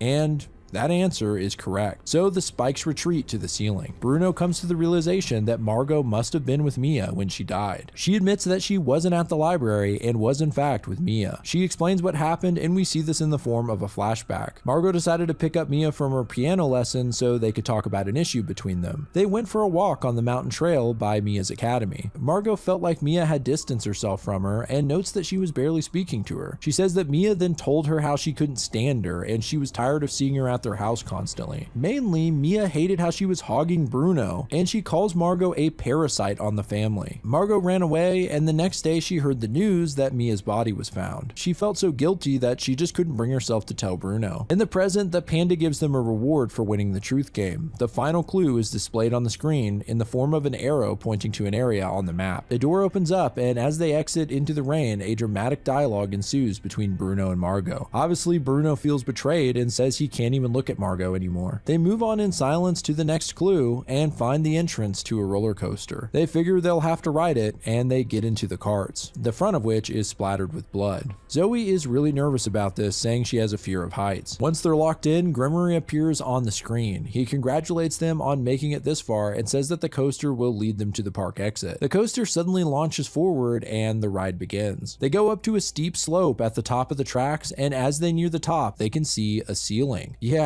so it's not just walls closing them in, the whole park is completely sealed up top to bottom, and there's hundreds of sprinklers on the ceiling, which are what's causing the rain. They go up over the top, and right before the gravity sinks in, the chest bars on the carts unlatch. Man, that is a frightening thought. Well, fortunately, or unfortunately, depending on how you look at it, the cart locks up, leaving them stuck at the top of the tracks. Zoe is freaking the hell out, and I don't blame her. Bruno tries to calm her down and spots what looks like a set of stairs at the bottom of the tracks, a possible exit. Out of options once again, they're forced to start climbing downward. Bruno and Margot make it down to the flat part of the track quickly, but Zoe, afraid of heights, is taking her time. Taking advantage of the moment alone, Margot tries again to apologize to Bruno for not telling him about what happened with her and Mia. He just tells her to leave him alone again, and she asks why he's doing this to her. It's not her fault Mia had that asthma attack, and it's not her fault the inhaler was empty. Bruno glances back at her and asks, "How did you know the inhaler was empty?" It jumps to another flashback. Margot talks about how she became infatuated with Bruno from the moment she met him and wanted to be a part of his life. She loved his family too and quickly became like another daughter to them. The only problem was his little sister Mia. Bruno and Mia were close, and Margot saw her as an obstacle. We see Margot pick up Mia from her piano lessons, but this time we see the truth. Margot is the one who has an issue and tells Mia she's been preventing her from spending more time with Bruno. Mia explains that she's not trying to push Margot away, she just wants to spend time with her brother as well. But Margot goes all psycho, telling the girl not to play dumb. Clearly this is a concerted effort against her. Mia does admit that sometimes she wants to spend time with her family, and just her family, without Margot being involved. She didn't say anything because she didn't want to hurt Margot's feelings. The argument gets heated, and eventually Mia does call her a parasite on the family, but now these words seem way more justified considering Margot's crazy behavior, especially since Mia is obviously way younger. In the middle of the conversation, Mia begins violently coughing and needs her inhaler. Margot pulls it out for her but hesitates. Mia falls to her knees in a fit and begs Margot for it, but in a seriously shocking moment, Margot intentionally wastes the inhaler, spraying it into the air. Mia collapses to the ground, her bloodshot eyes wide in fear, and she finally dies. Wow, so it was so much worse than we thought. Margot runs away and starts texting Bruno, giving him the made-up library alibi. Back in the present, Bruno pieces together what happened. If Margot knew about the inhaler, she must have been the one to empty it. He believes the reason Margot wanted to try and leave the park so early on was because she was afraid Grimmery would reveal the truth. Margot runs up and hugs Bruno, pathetically begging for his love and forgiveness. Bruno tries his best to push her away from him. She says that if he forgives her, she'll tell him who's behind all of this. She thinks she knows who Grimmery is. Zoe finally makes it down and sees there's a struggle up ahead. Margot's gone full psycho, and it's pretty dangerous. A wrong move here could send them both falling off the tracks. Zoe catches up to them and pulls Margot off, asking her what her problem is. She just tells Zoe to watch her foot or she could fall. This forces Zoe to look down, which triggers her acrophobia. Margot takes the opportunity to verbally attack Zoe for always thinking she's so perfect and preaching to everyone. She says that Zoe isn't better than her and never will be. She then raises a foot, ready to kick Zoe off the tracks, but at the last second, Bruno moves in and pushes Margot off, who goes falling to her death below. It then cuts to another flashback. It seems to be a graduation party as the 6 friends sit around having a drink and celebrating never having to go back to high school. Becca tells Zoe she better keep in touch, and we get a quick flash of her in the museum with a bullet through her head. We see Jax and Raimi smiling at each other, and then quick glimpses of Raimi killing Jax in a bloody mess. Margot says that Bruno probably won't come after the death of his sister, and we get another flash of her falling to her death. So wait, if Bruno's not here, then who's the 6th friend? It's a girl named Eva, who I guess they're all very close to. Her name and face is familiar, as she's already been mentioned in passing a couple times, and we can even see her talking to Raimi in one of the flashbacks. They all toast each other, and it finally cuts back to the present. Zoe's trying to comfort Bruno, saying that he had to do what he did to save her life. They stand up and start to move when suddenly the coaster springs to life behind them and starts heading their way fast. Bruno grabs Zoe's hand and they run as fast as they can towards the stairs, barely making it and avoiding the carts. In a moment of relief, they hold each other and share a glance. Make of that what you will. They make their way down the stairs and into a wooded area. Here they find a lit path and begin to follow it. They see a red X marked on one of the trees, and up ahead, finally, an exit to the park. But someone steps onto the path in front of them. The panda mascot appears, sporting his signature chainsaw. He dashes at them swinging it, and they run in opposite directions. Zoe thinks she got away, but from nearby, a hand reaches out and grabs her, though we don't know whose. Bruno, on the other hand, is out of the frying pan and into the fire as he runs straight into the bunny mascot, who starts swinging at him with its spiked bat. He ends up back on the lighted path and sees the exit again. With both mascots now hot on his tail, he runs into the glowing park exit, though his face shows pure shock at what he sees on the other side. We don't get to see what it is, and instead it cuts to a totally different area and character. An older woman is standing at the edge of some woods in the middle of the wilderness. She speaks to someone on the phone, saying she'll handle this case. The person on the other line implies that she's only doing this for her daughter, and she says she'll do it for her sake. A group of friends doesn't just vanish without a trace like this. She hangs up, and we get an inner monologue where we find out that this is Eva's mother, and she wants to know who Grimmery is and who killed her daughter. This immediately opens the door to a lot of questions, but this is the season 1 finale, and where I'm gonna end the video for now. What do you guys think is going on here? What did Bruno find behind that exit? Who grabbed Zoe in the woods? What happened to Eva? And for God's sakes, who is Grimmery? Don't worry, next week I'll be covering seasons 2 and 3 and wrapping up the whole series, so we'll finally get some answers. Shout out to Kill Me Katie, as always, for the intro and outro music, which is likely playing right now. And if you want to see your art at the end of my videos, email me a submission to the address below with a name or social media handle. But I appreciate you guys watching at all. This is Grief speaking. Goodbye, friends.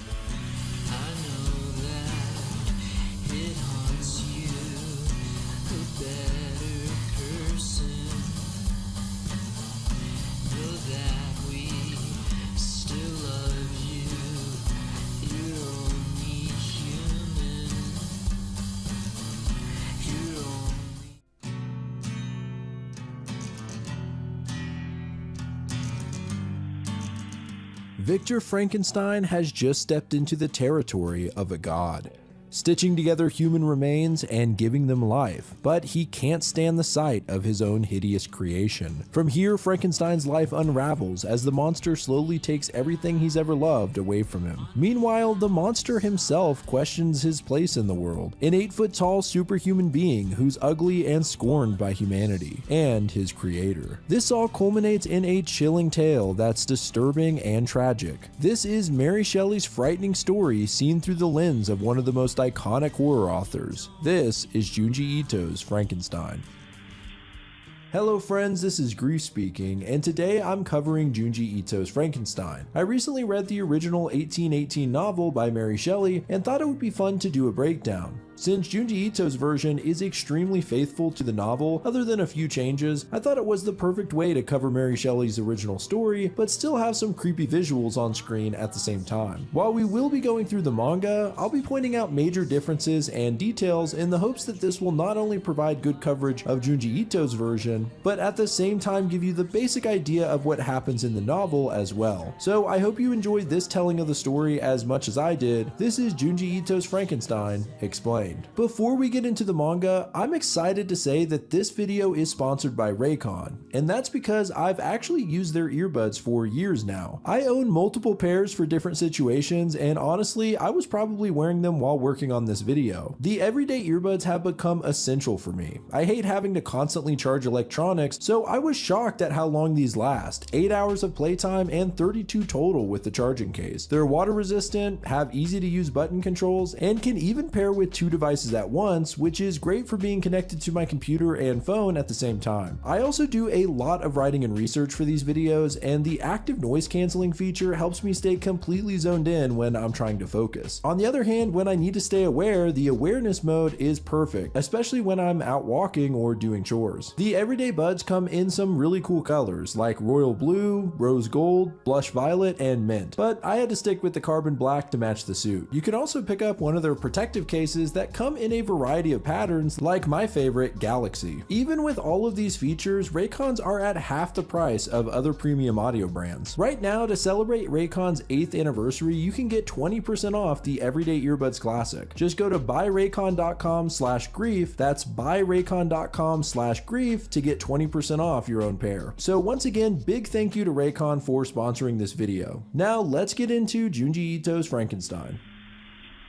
It's a cold, rainy night, and Victor Frankenstein is hard at work performing a miracle. At long last, he's unlocked the mysteries of life, and he loudly declares that tonight he has become a god. In front of him is a large bandaged figure. Its putrid, hazy eyes begin to open. What an eerie start. Next, we see a ship traveling north through icy waters. This expedition is led by a man named Walton. Apparently, he's prepared for this trip much of his young life, and finally had the ability to pursue his dreams of traveling to the North Pole. His first mate questions whether there really is something worth finding out there, but Walton assures him, saying many believe that if you travel far enough through the ice, you'll find a land of wonders. As they speak, the boat hits a large ice patch on the sea, and Walton looks discouraged, wondering how long they'll be stuck. Just then, one of the crew members spots something out on the ice, a series of shadows passing over the whiteness. On a closer look, it appears to be dozens of dogs pulling a sled. It's strange that someone would be traveling this far from civilization, and even stranger is that of the man's stature. He seems to be the size of a giant, nearly 8 foot tall. The man disappears into the snow, leaving Walton to wonder who this man was and what he was doing. Later, as he writes a letter in his cabin, the sound of ice breaking outside raises Walton's spirits. When he ventures out to see the progress, he finds the ship's crew gathered and looking over the side. Down below is a man on a drifting mass of ice with only one dog left on his sled. Everyone agrees, though, this is not the same person they saw the day before. Below, they see the serious face of a man peering up at them. He refuses to get on the ship or to be saved until he hears that they're traveling north. In that case, he agrees to board the ship. Inside, Walton has wrapped the man in blankets and laid him near the fire to recover. At this point, he's emaciated and lacks any strength. It looks like he's been through hell, and it's surprising that he's not dead. Walton asks him what it is he seeks to accomplish in this desolate place, and the ragged man says that he seeks the one who fled from him, the demon. Curious, Walton wonders if the man he's seeks is of enormous stature, and says that they saw such a man on the ice the previous day. At this point, Walton asks for his name, and of course it's none other than Victor Frankenstein. After a few days on the ship, Victor has recovered quite a bit, and though he can barely walk, obsessively looks out with a telescope, hoping to spot the monster he chases. Him and Walton have gotten on quite well. Despite Frankenstein's outward appearance and seriousness, Walton sees in his eyes the remains of a good man. Inside, Walton discusses his plans to make discoveries at the North Pole and perhaps solve the mysteries of nature. This seems to trouble Frankenstein, who believes that Walton is on the same path he once was, seeking for knowledge and wisdom. But he warns Walton the results are that of the sick and troubled man that lay before him. This prompts Frankenstein to tell Walton his story and how he got to this point, hoping he may derive some moral from it. So he begins his tale of how great his ambition was and how he lost everything. Victor Frankenstein's childhood was a happy one. His family was wealthy and lived in the beautiful countryside of Geneva, Switzerland. At age 5, his family adopted a young girl named Elizabeth. She understood Victor well and they adored each other. Along with his best friend Henry, the three grew up together happily. At a young age, Victor developed a passion for natural philosophy after finding a book by Cornelius Agrippa. His father found the book outdated and called it sad trash, which kinda made me laugh. But this didn't stop Victor from obsessively reading more, dreaming one day of discovering the Philosopher's Stone and the Elixir of Life. While authors like Agrippa and Paracelsus were seen as out of touch with modern science, these authors and their otherworldly ambitions are a fundamental part of Frankenstein's eventual discovery. When he was 15, lightning struck the tree in the Frankenstein's garden. Their dinner guest, a natural philosopher, found it to be an exhilarating experience and went on to explain the recent scientific theory of Galvani called animal electricity. This, of course, was very real and controversial at the time, as Galvani showed that the muscles of a corpse could be reanimated using electrodes. The most famous example was that of frog legs moving around without a head. Anyway, this discussion leads Frankenstein to abandon these old ideas. As he looks at the scorched tree in the garden, he declares that he's wasted his time. Around the time Victor became an adult, his mother had gotten very ill and was tended to by the family maid Justine, who everyone adored. This is actually an important detail, as Justine has a big role to play later on. Soon, Victor's mother lay on her deathbed with her final wish being that Victor and Elizabeth be married, something she apparently planned from the beginning. After the passing of his mother, Victor decided to study at university and ventured off to Ingolstadt, Germany to commence his education. It's here that the true horror begins. This is where he met Professor Waldman, a man who, instead of disregarding the old philosophers like Agrippa, actually credited them with helping to develop the modern scientific theories. This merriment of the new and old scientists ignited a spark in Victor, who decided with an enthusiastic ambition that he too will do something great, going so far as to declare that he will be stepping into the territory of a god. After this, he began to feverishly dive into his study, and his talent was soon respected by even the masters. In his singular pursuit, the university had become no longer conducive to his studies. He needed further independent research and decided he would need a cemetery for his purposes. This eerie panel of Frankenstein looking out at the gravestones is really the start of his inevitable downfall. Frankenstein enters the cemetery and after this visits the tombs almost every night to investigate the process of physical decomposition. As he looks at the rotting corpses, we get some pretty detailed panels in that gritty Junji Ito style. It's disgusting. After days of this, Victor gazes upon another corpse and says that he finally understands it. He looks up at God and says that tonight he stands alongside him. He finally discovered the secret of life. By the way, same as the novel, we never learn exactly what the secret is. In the movies, it's often harnessing the power of lightning or something like that, but here something just clicks and Frankenstein knows how to form life. After this discovery, he rents out an apartment room at the very back of the top floor, trying his best to stay away from prying eyes. One night in the cemetery, the groundskeeper hears a strange noise coming from the morgue, believing it to be some kind of ghoul. He looks inside to see a figure coming up from the darkness. It's Frankenstein, covered in blood and carrying a sack. The man falls to the ground, believing that his fears are confirmed, that it's a vampire or monster of some sort. Frankenstein leaves in a dash, and the keeper calls the authorities. They investigate the tombs to find the bodies inside mutilated and missing limbs and organs, an act that baffles them. Later, we see Victor writing in his room while body parts are strewn about the floor. He says that he can make easier progress with the work if the body is larger and predicts it to be about 8 feet tall. He says that he can't use an expired brain and instead will have to create one from nothing, a feat that's now possible with his discoveries. He's still short on some organs and will have to use animal parts to make up for it. In a montage, we see him getting to work on his new project, sewing up limbs and attempting to construct a brain. At one point, he gets something wrong and in frustration smashes the brain with his fist,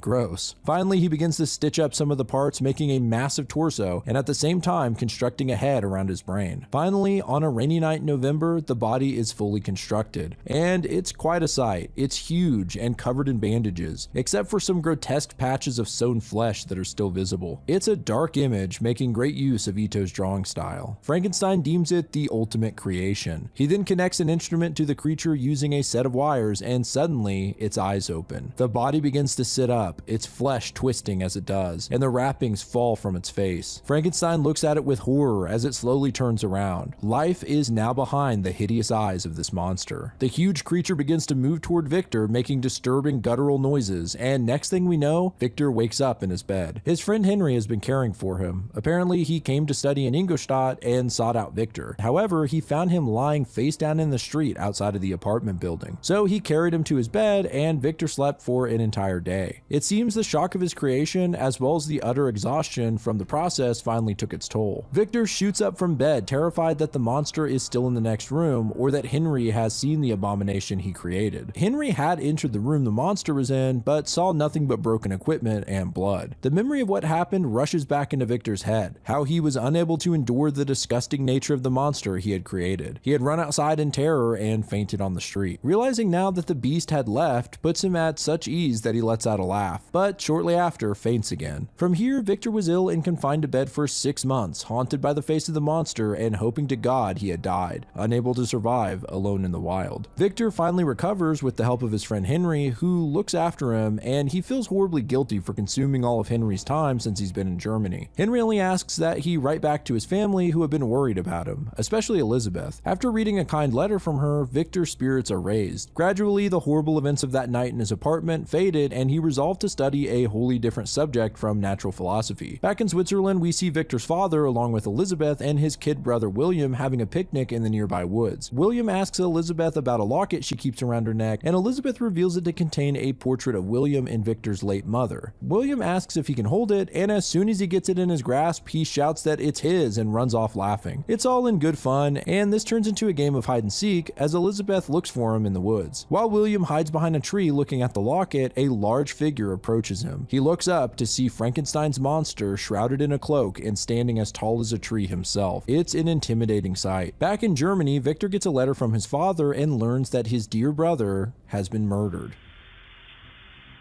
At this news, he feels he has no choice but to return home to comfort his family. While he travels back to Geneva, his father and Elizabeth are in shambles over the death of the boy. As they lament, the authorities arrive and declare they've found the culprit. Shockingly, they believe Justine, the family maid, to be the killer. Apparently, the locket that William held at the time of his death was found in Justine's pocket. This is pretty damning evidence, and despite Justine's pleas, she's taken to jail to await a trial. If she's found guilty, she'll be put to death. Meanwhile, Victor arrives in his homeland and travels past the very park which William was murdered in. He stops the carriage and walks into the dark woods, falling on his knees and mourning, wondering who killed his brother. Then from the nearby bushes, a figure emerges. It's the horrifying face of the demon, watching Victor with his glossy eyes before creeping away back into the woods. Victor chases the monster to a dead end at the side of a steep mountain, but the creature begins climbing it with superhuman speed and agility, disappearing over the top. Victor arrives at his family home, still shaken from what happened in the park. His father and Elizabeth are still upset about Justine, but have no choice given the evidence but believe her to be the killer. Victor tells them they're all mistaken. He knows the true killer. Still, he can't prove this, and if he did tell them who he thought it was, he would likely look like a madman. At the trial, Justine honestly defends herself, though she can't account for the locket that she possessed, and ultimately, she's found guilty for the crime and sentenced to death. Before her execution, Victor and Elizabeth visit her, and she's surprisingly at peace, saying at least she'll be with Victor's mother and William. The time comes, and Justine is walked to the guillotine to be beheaded. Victor can't help but feel responsible for her death, as well as William's, for it was his creation that did the deed. Overwhelmed with emotions, Victor begins to walk through the wild until he finds himself on a small mountaintop. As he stares over the cliff edge, he begins to hear deep and horrible laughter, turning around to see a massive hooded figure approach. The monster pulls off his hood to reveal his horrible disfigured face. At the sight of the demon, Victor picks up a rock intended as a weapon. Surprisingly, the monster begins to speak. speak, asking Victor to hear his tale, and says that Frankenstein created him and therefore he has a responsibility as his maker to listen. Victor is still angry and replies that his only responsibility is to destroy his creation. He swings the rock at the monster, who easily evades him and grabs his arm, forcing him to drop it. As the monster does this, his cloak blows up, revealing his stitched up body underneath. He tells Frankenstein it's no use fighting and tells him to listen to him, and then, if he can or will, he can destroy the work of his own hands. With not much choice, the monster leads Frankenstein to his dwelling, a lone shack in the mountains. Inside, the monster throws a bear's arm in front of Frankenstein for eating, I guess. It's one of the craziest and scariest images in this manga, as Victor looks over to see the huge creature chewing off the face of a brown bear in gory detail. He tells Victor that thanks to his powerful body, he can even kill a bear with his hands, but at the same time, his ugliness makes people fear and loathe him. From here, he begins his tale, starting at the night that he came into being. He had no understanding of anything really, other than it was cold, so he grabbed some of Victor's clothes and wandered outside. In the novel, he goes even further, explaining how utterly confusing it was, not being able to distinguish between his senses. This was the beginning of his agony. He eventually ventured through the woods, surviving on fruit and small animals. His first run-in with humans went as you might expect. The lumbering giant just walks into a cabin while a family is eating and scares the absolute shit out of him. They run away and he starts consuming their food, but before long they come back with a mob who starts attacking him. After a few similar encounters, the creature finally saw his face in the reflection of a pool and understood that he looked different from them, and his hideous nature is what scared them. Eventually, the monster found a place to hide in a shed attached to an isolated cabin. From inside, he began to spy on the family that dwelt there, an old blind man and 2 adult children who seemed to be on hard times. Since no one seemed to ever enter the shed, the creature stayed there for quite a while. As you listen to the family, he slowly learned about language and soon began to understand them. It was clear that they had suffered some misfortune, and the creature was filled with sorrow upon seeing their grief. At night, he would collect firewood for them, as well as clearing the path when it snowed. To the family, this seemed like something from folklore, and they believed it to be the work of fairies. One day, there was a big change when a woman arrived. Apparently, this was the son's lover, and they had been separated due to unfortunate circumstances. The woman was actually from another country, and every evening, the son would teach her his language and alphabet. So the creature also took these lessons through the wall, unbeknownst to them, and he actually learned the language faster than the woman even. At this point, the monster was hit upon by a sudden burning question. What exactly is he? He's unlike humans. If God made them, then who made him? Searching through the clothing he took from Frankenstein's apartment, the monster found a journal. Inside, he learned all about his creation and the name of his maker, Victor Frankenstein. The monster's existential crisis continues as he wonders why Frankenstein would make him so ugly and cursed to be alone. He wanted a family so bad, people to sympathize with him. So he hatched a plan. He would enter the family's home while the blind old man was alone, hoping that without seeing him, he would have a chance to make friends and explain his wretched appearance. You can really see how big the monster is as he kneels down in front of the little old man. The conversation seems to go well. The creature explains how he wants to visit a kind and loving family, but is afraid that they will not accept him for he's been persecuted by many. The old man sympathizes and says that he and his family have also seen misfortune, and encourages the creature to pursue this meeting, not knowing that it's his family that the creature's talking about. The monster's overjoyed at these words and grabs the old man, telling him it's his family that he wishes to befriend. However, just then, the others show up and see what looks like a hideous creature attacking their blind father. The son pulls the monster off and begins attacking him. Although the monster could easily tear this guy limb from limb, he runs away crying, his plan foiled, and the family he grew to love now hating him. Yeah, it's pretty heartbreaking, and this story does not let up. It's a tragedy through and through. After this incident, the monster declared that he would get revenge on humanity that had made him suffer so much, and his terrible creator. From the journal, the monster learned that Frankenstein was from Geneva, and so journeyed there with revenge in his heart. Finally, when he arrived, he came upon a family in the park. He waited until the little boy was alone, and then strangled him to death. Of course, this is William, and we can see his small body drop to the ground with a sickening thud. The monster finds the locket on the boy and grabs it. He then finds a young maid sleeping in a barn and slips the locket in her apron. This is how Justine ended up with it, and it was in fact the monster that killed William. While this was a rageful act, it actually was purely coincidental. The monster finishes his tale here and says that although humanity is now his enemy, his creator alone can save him. He then puts forth a request to Frankenstein, that he make another creature in the likeness of him, but a woman. That's right, baby, the Bride of Frankenstein. Victor's in shock at this and can't believe what he's hearing. The creature says again that he wants a woman, someone to ease his loneliness. Just as God made Adam and Eve, he believes Frankenstein has a duty to make another. Victor refuses and says that no form of torture would get him to consent to this, and that all he produced was an ugly lump of flesh. The monster replies that he may be a lump of flesh, but he's also intelligent. He tells Victor that if he refuses, he will work at his destruction and desolate his heart until he curses the day he was born. On the other hand, if he obliges this request, he will take his bride to the wilds of South Africa, where they will be isolated from humanity, never harming another soul again. Victor is still uneasy and not sure if he can take the creature at his word. After all, what if he were to make another being like this and the two of them work together to undo humanity, or worse, begin to breed and take over the earth? The creature says that with the love of a companion, hatred will be snuffed out of his heart, and he pleads with Victor, saying he needs to be saved and he's the only one who can do it. Sympathizing with the creature and not really seeing a better option, Victor finally consents to the monster's demand. The demon is overjoyed and tells Frankenstein that he will watch from afar and arrive when the woman is ready.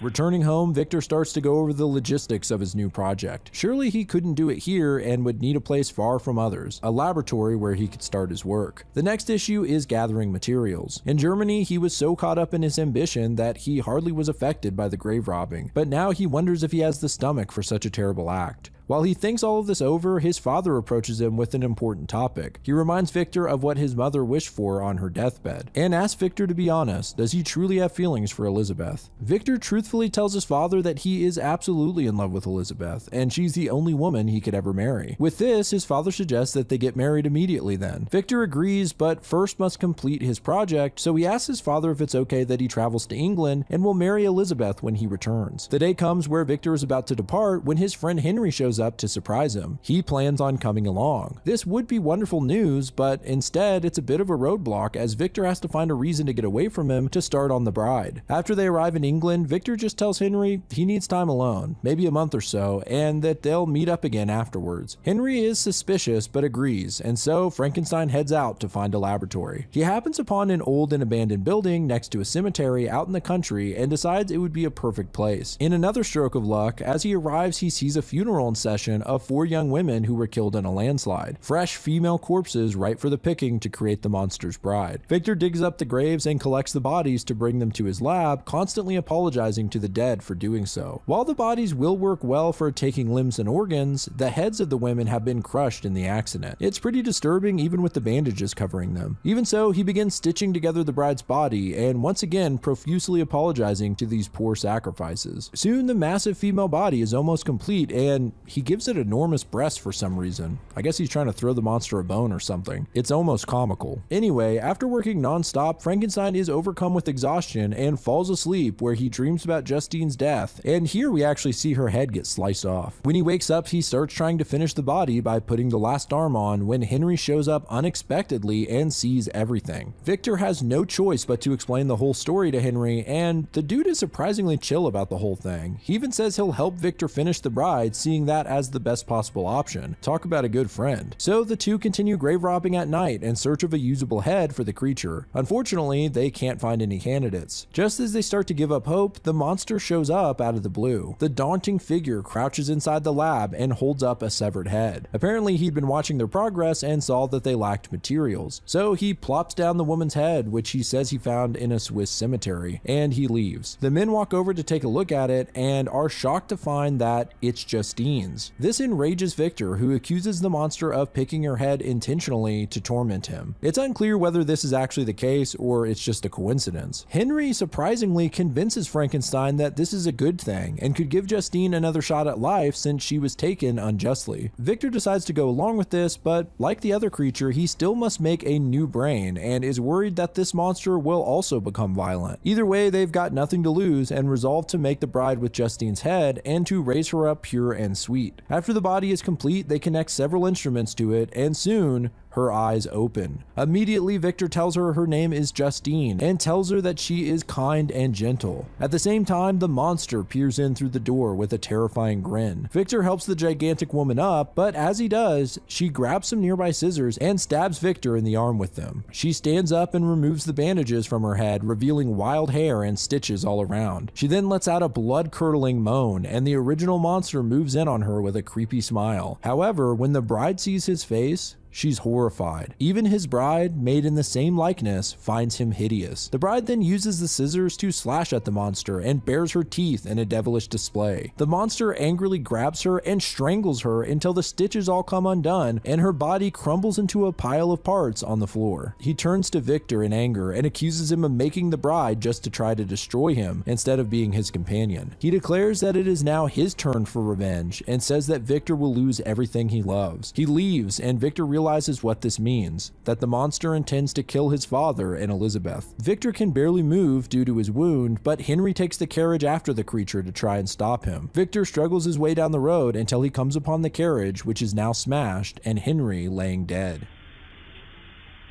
Victor returned home after this to, sure enough, find his father and Elizabeth slain as well. Elizabeth's death is particularly tragic as she was wearing her bridal gown in anticipation for Victor's return. As he discovers her body, he hears ominous laughter and sees the monster peering through the window with a smile, pointing at Victor's dead bride and laughing. It then takes us out of the story and back on Walton's ship, where Victor concludes his story by saying that he vowed to follow the creature to kill it or be killed by it, and that the monster intentionally has been running to the cold north in order to torture Victor. After telling this story, Victor doesn't look too hot and collapses in exhaustion. Walton heads up top and is surrounded by the men who demand that he turn the ship around. The ice is only getting worse and some men have already died due to the cold. So Walton has no choice but to turn around lest he be responsible for more deaths. In the cabin, Walton pleads with Frankenstein to quit his revenge mission and return home with him where they can face defeat together as friends. But Victor says that the only path left for him is to destroy the monster he created. He then lets out a long sigh and goes silent. Back up top, Bosun asks Walton what will happen to Frankenstein. Will he continue alone in pursuit of the monster? Walton then informs him that Frankenstein just died a few moments ago. Just then, a loud wailing rings out from the ice. The men look over the ship to see the monster standing in the snow, crying his eyes out and screaming in despair. He somehow sensed the passing of his maker and yells out that there is no one now. He is completely alone. But soon, this suffering too shall end. Walton says that the figure slowly faded as their ship sailed away, and that is the end of Junji Ito's Frankenstein. As I said, it is an utter tragedy through and through. One of the things you may notice here is how totally different this story is from the film adaptations that brought the monster into pop culture, especially the 1931 film starring Boris Karloff as the monster. This is easily the most iconic version of Frankenstein, and I was shocked reading the book and subsequently Ito's adaptation at how different that movie is from its source material. While it shares some key moments and themes, it's almost a different story. I could do a whole video talking about the differences there, but since we're talking Junji Ito's manga version, let's focus on differences between the manga and the book. As I mentioned before, it may be the best adaptation of the story in another medium. It pretty much goes through the book beat for beat and doesn't even try to incorporate some of the later Frankenstein imagery like the crazy mad scientist lab or lightning bringing the creature to life. That being said, there are some differences from the original 1818 novel that are worth noting. Some of these I alluded to while going through the manga, but let's just run down the list. Most of the differences are actually in what was and wasn't included. The novel takes on average around 5 to 6 hours to read, and the manga takes about an hour or less. So obviously you can't squeeze every detail in. I mean, for God's sake, the book has 4 chapters just dedicated to the monster spying on the family in the cottage. For the most part, what's left out doesn't affect the story at all. A lot of it is poetic and philosophical monologues that Victor and the monster go on, which are very fascinating, but don't translate well to the comic format, which is mostly visual storytelling. One important moment that's missing from the manga, however, is the drowning girl. Funny enough, this is actually in the 1931 film. When the monster leaves the family after being attacked by the sun, he later comes upon a girl drowning drowning in a lake and saves her. Instead of getting thanks from her father, the man straight up pulls out a gun and shoots him. After this, the monster finds William and strangles him, although in the book this act is more heavily provoked. He actually tries to befriend William, but the boy won't stop insulting him, calling him a disgusting ogre. Unlike the manga, he also mentions that his father's name is Mr. Frankenstein, and upon hearing the name of his creator, who he's seeking revenge on, he chokes the kid out. Another big change that's maybe the biggest difference in this version is that in the novel, Henry never helps Frankenstein. Other than Walton, no one ever finds out what Frankenstein has done. While Henry does accompany him to England, he never checks up on Frankenstein and therefore never offers to help make the bride. The other major change has to do with the bride herself. In the novel, Frankenstein does build the body of the bride, but she doesn't have Justine's head. And more importantly, before Frankenstein even gives her life, he's overwhelmed with guilt and horror, and so he smashes the corpse to pieces himself. Of course, the monster witnesses this, and it sends him on his revenge mission to kill Victor's family. So the events shake out the same way, but the whole thing with Justine's head on the bride, that's all Junji Ito. And honestly, I kind of like it. There's some more minor differences, but they're mostly just ways of condensing the story. Like how after the events of Justine's death, the Frankenstein family take a vacation to France to try and raise their spirits, and this is where he encounters the monster on the mountaintop who had followed him there, as opposed to the manga where he simply wanders onto a mountain in Switzerland and finds the creature there. Now, we've talked about the things that were missing from the adaptation, but what about the things that were added? I already mentioned Henry and the bride, but the major addition here that feels more in line with some of the movies and also fleshes out the story in a good way is Frankenstein's grave robbing. The book surprisingly skims over him collecting the body parts, maybe because it was too shocking in the 1800s to add gory details or something, but it was cool to see Junji Ito fill in the blanks and really display the depravity of the act here in the manga. I also love the gravekeeper thinking that Frankenstein is a monster when he exits the tombs covered in blood. It plays into the classic question of who the real monster is in this story. So there you have it, folks. After watching this, you should more or less have a fairly comprehensive understanding of the original Frankenstein story, one that I think more people should definitely take the time to check out. You can buy Junji Ito's Frankenstein collection, which actually includes some bonus stories that are great, but also do yourself a favor and read Mary Shelley's original story. You can find it for free online pretty easily since it's in the public domain, and there are also a lot of really cool physical versions as well.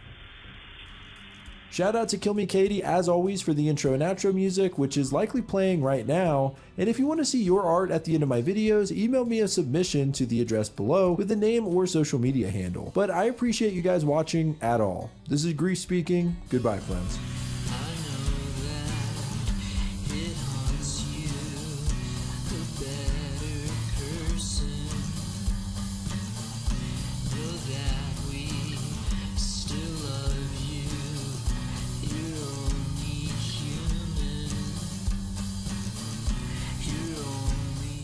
Anya is a high school girl and Russian immigrant who is chock full of insecurities and struggling to fit in. Everything changes one day when she falls into a deep well and finds herself trapped along with some skeletal remains and their ghost. Anya befriends this ghost, a girl her age who died 100 years ago. After escaping the well, Anya's life improves drastically with the help of her new pal. That is, until the ghost girl starts getting a little too controlling and obsessive about Anya's love life. This is a charming and spooky coming of age story until things take a dark turn. This is Anya's Ghost.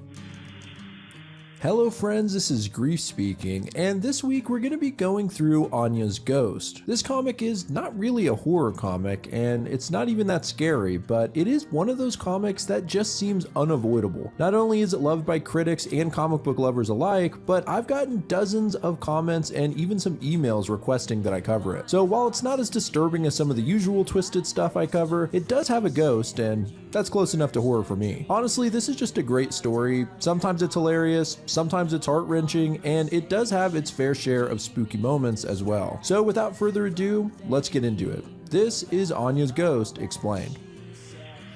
Anya walks into the kitchen in the morning to find her mother making syrniki, a traditional Russian pancake-like dish. Sounds pretty good to me, but Anya thinks they're too greasy and would prefer something low-fat. There's a funny exchange where her mother says there's nothing wrong with being a little fat. Back in Russia, being fat meant you were a rich man. And Anya says, yeah, I don't think American boys really go for girls that look like rich men. She heads off to school, and when she arrives at the bus stop, she sees a cute guy waving her direction. She waves back until she realizes that he wasn't waving at her, he was waving waving at his girlfriend, a tall blonde. Anya is obviously embarrassed, and her friend Shobin makes it worse by asking her why she's not walking with her boyfriend today. She's referring to a nerdy kid named Dima, who's also from Russia. Anya is clearly annoyed, and Shobin asks if she can bum a cigarette from her. They get into a little tiff when Anya refuses, and Shobin storms off. At the same time, Anya's crush and his girlfriend start making out, and the whole situation just pisses her off. Instead of taking the bus to school, she storms off into a nearby park, stewing on all the irritations of the day. Her mother's cooking, Shobin's pestering, and the kissing couple. She's clearly distracted and accidentally walks into a large hole in the ground. It's surprisingly deep, and next thing she knows, she hits the bottom with a thud. She's alright for the most part, other than a sprained wrist, but it seems that she's fallen into a deep well. She lights a match to get a look around and finds a skeleton just a few feet from her. After a moment of shock, she starts screaming at the top of her lungs, but no one's around to hear her. Stressed out, she stops for a minute to have a smoke. As she puffs away, she suddenly sees something through the haze. A translucent girl sitting on the nearby bones. Anya asks if she's been down here the whole time, and the ghost says, in a manner of speaking, she has been down here the whole time, and quite a bit of other time as well. Well, that's a funny way to put it. Anya realizes she's speaking to a ghost and goes into a full panic, assuming there's some kind of gas down here causing her to hallucinate. The ghost says she doesn't think so. She was down here a long time before she died and didn't hallucinate anything. Anya just starts screaming again for help, to no avail. Finally, she asks the girl how long she's been down here. We learn that she fell down the well 90 years ago, but no one ever found her. She could hear them calling for her above, but couldn't reply because, as she puts it, she landed wrong. Looking at her skeleton, it's apparent that she broke her neck on the fall, and although she was conscious, she couldn't move or speak. Well, that's a disturbing way to go. Anya remembers she had food packed in her bag and hopes it'll be enough to last till she can escape. The girl asks her to stay a while. There hasn't been anyone but her for so long, and she would finally have someone to talk to. But Anya plans on getting the hell out of here as soon as someone walks through the area. She tries screaming out again, but nothing. After a while, she can see the night sky above, and it's gotten a little chilly. The ghost asks her about her clothes and whether everyone dresses that way now. Anya then gets an idea. Maybe the ghost could fly up out of the well and get someone's attention, but I guess her spirit can't go very far from her bones. Anya has another cigarette and seems to be losing hope. The next day, a punk comes waltzing through the area and throws a soda can down the well. The ghost notices this and wakes Anya up, telling her to yell. She cries out just in time to get the guy's attention before he gets too far away. He looks into the hole and Anya tells him to please go get some help and that she's hurt. The guy can't see her clearly and asks if she's a hot chick because she sounds kinda hot. Anya looks beyond annoyed and replies that she's incredibly hot, he can't even imagine. This puts some pep in his step and he runs off to get some help. Anya starts gathering her stuff, excited to finally get out of here. She looks over to see that the ghost looks pretty sad. Anya's like, look, I'm not gonna solve your murder or whatever so you can rest in peace. That's not my scene, but I'll make sure someone buries your bones or something. Just then, the punk returns with a couple of friends and a rope. Anya ties it around her waist and the guys start pulling her out. As she ascends, she looks down at the sad ghost girl looking up at her.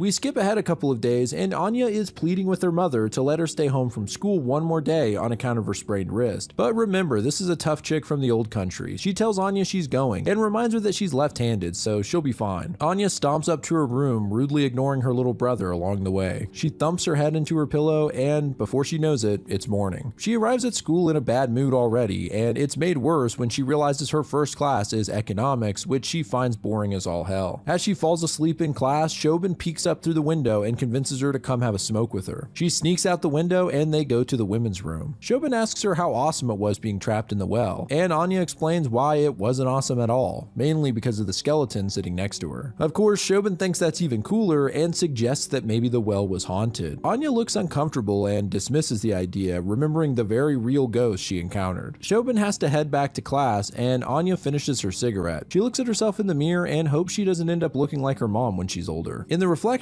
she notices something peeking up from behind the stall. It's none other than the ghost. After a bit of a scare, Anya asks her what we're all wondering. How did she leave the well? Well, if you remember, she has to be near her bones, and I guess Anya accidentally put one in her bag. She looks around and finds that, yep, she was carrying around the ghost's pinky finger in her bag this whole time. The ghost girl's pretty hyped on finally getting out of the well, but Anya's not so pleased. She doesn't want a ghost following her around high school. Just then, the bell rings, and Anya remembers that she has a big biology test today, and she didn't bother studying for it because she was hoping she'd still be home. In a rush, she tells the ghost to hide in her bag and heads to class. After the test starts, the ghost floats out of Anya's bag, though she's really small, and at the sight of her, Anya stands up and slaps her hand over her, which draws the attention of the entire class. She just plays it off like she was killing a bug. After she sits back down, the ghost starts talking to her, but Anya is pissed and demands she get back in the bag. This commotion is noticed once again by the teacher, who tells her to try and remember her notes in her head rather than out loud. On top of that, the teacher can't quite pronounce her last name, Borzakovskaya, which embarrasses her even more. After this, she finally gets to the test and she's screwed. While she struggles to answer, the tiny ghost girl floats around, covertly looking at some of the other students' papers. She then relays what she saw to Anya. For the first time, Anya's actually glad to have a ghost in her bag, and with the Phantom's help, she finishes the test easily. The nerdy kid, Dima, announces to the teacher that he finished early and would help collect papers if she needed it. All the other kids look annoyed at him, and Anya says he's gonna get pounded later. It cuts ahead, and sure enough, Dima is getting bullied at lunch. The ghost girl points out that Dima and Anya are both Russian, so why isn't Anya backing him up? In her time, your people stuck together and defended each other. Anya tells her times have changed. If you act like a fobby creep, you get creamed. She explains to the ghost that fobby is short for fresh off the boat. All of a sudden, Shobin runs into the lunchroom and informs Anya that it's bleep test day in gym. They usually try and skip the bleep test, but they were caught. The gym teacher reminds everyone how it works. They run back and forth across the gym in time to a sound or bleep. The bleeps get faster, and so you must run faster until you reach your physical limit. Anya thinks the gym teacher just likes watching them run around in skirts. She looks over at the apparently perfect Elizabeth, the blonde we saw earlier, jealous of how well she does in gym. Anya and another girl come up with a plan to pretend to fall halfway through the test, and as they plan, Elizabeth's boyfriend Sean, Anya's crush, comes into the gym to watch, making the whole situation much worse. The buzzer sounds and they all take off. Anya's friend sticks to the plan and falls to the ground, but probably because of Sean watching, Anya keeps on running. She actually does pretty well, outrunning some of the other girls, but she gets distracted looking at Sean and trips on her own 2 feet, falling face first into the floor. Even worse, her butt is sticking up in the air and everyone can see her underwear. Elizabeth stops to help her up and Anya is mortified. Afterwards, she changes in the locker room and the ghost girl asks her if there was something she could have done to help. Unfortunately, you can't cheat at gym. While they talk, Sean comes out from behind her and surprisingly starts up a friendly conversation. Assuming it was fake, he tells her that fall she took was bitchin'. They introduce themselves properly, although Anya is still embarrassed of her long-ass Russian surname and calls herself Anya Brown instead. Then Elizabeth shows up and her and Sean walk off together. On the bus home, a girl says, "Hey Anya, I heard about your nice moves in gym today." But Shobin backs up her friend and says, "Hey Katie, I heard about your nice moves in the boys' bathroom today."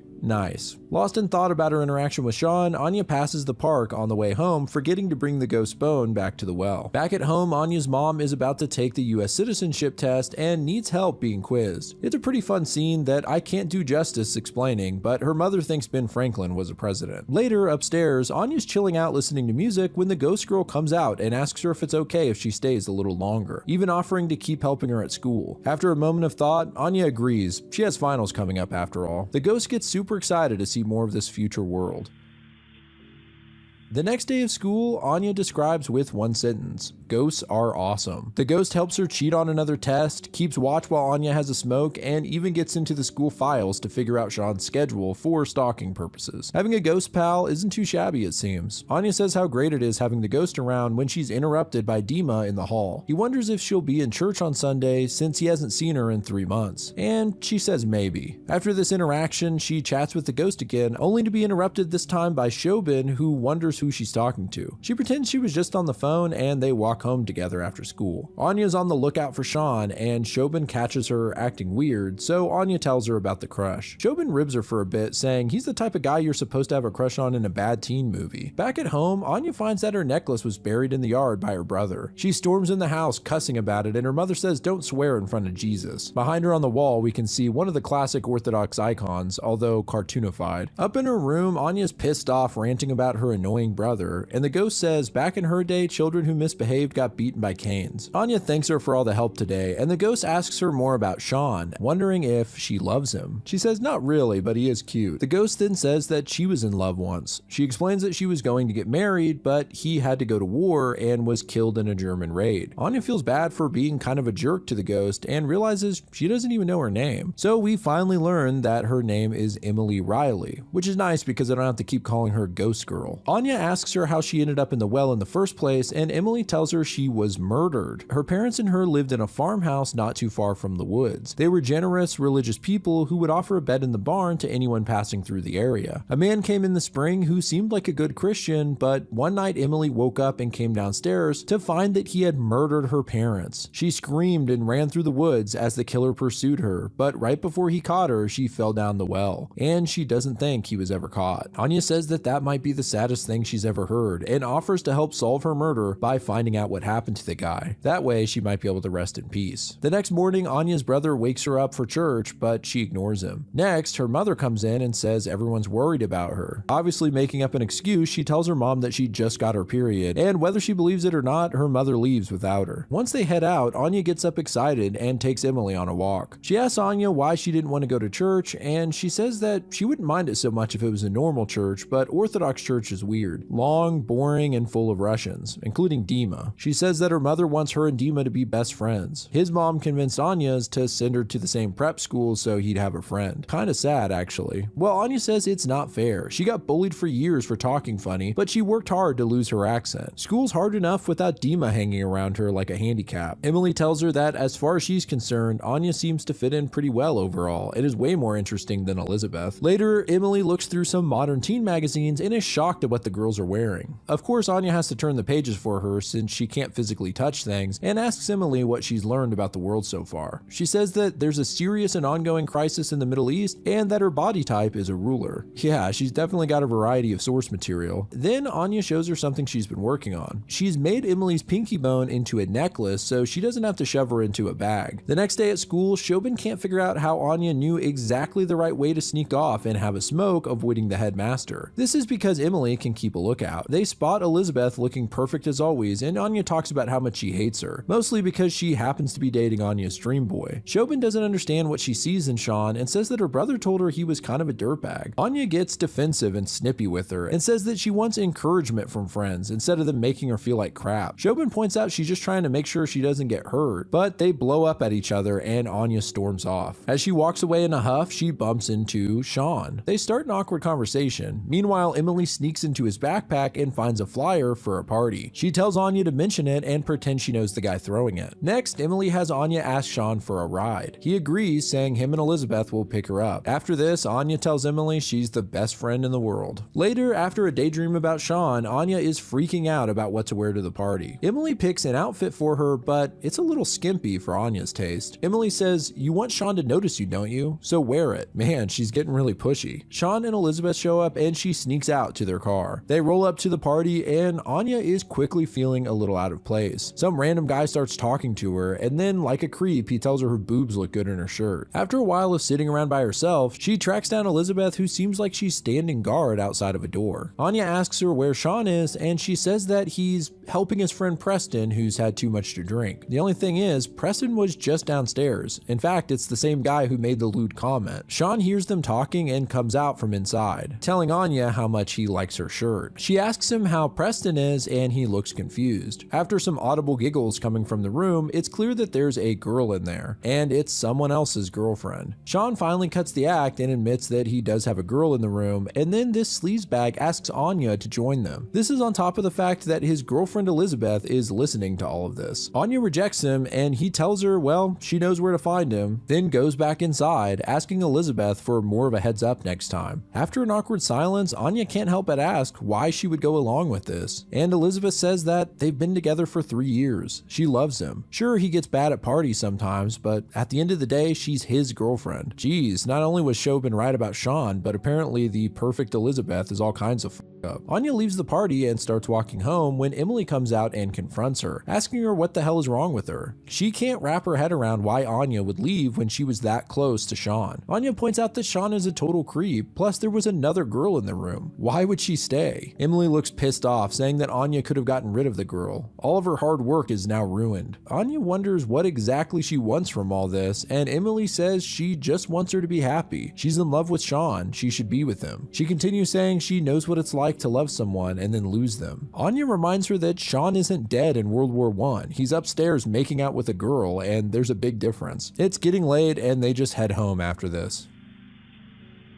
Anya wakes up the next morning and finds that Emily's hair is different. It's less disheveled and looks neatly brushed. Emily starts immediately picking out an outfit for Anya to go see Sean in. Anya asks her why would she want to do that, and Emily gets frustrated, saying so he doesn't forget about you. She says again that Anya and Sean are in love and that they're going to be together forever. Right, it seems like Emily may be living vicariously through Anya, and it's gotten a little out of hand. She says that without her, Anya would still be that weird girl who fell on her ass at gym. Anya is understandably weirded out by Emily's behavior, but just changes the subject, suggesting that today they get to work on solving Emily's murder. However, Emily says she doesn't want to yet. She's finally making progress getting what they want, and imagine how great college will be. The next day, Anya gets ready for school and covertly leaves the bone necklace behind. As she walks out of her bedroom door, Emily confronts her about leaving it, and she's smoking a ghost cigarette?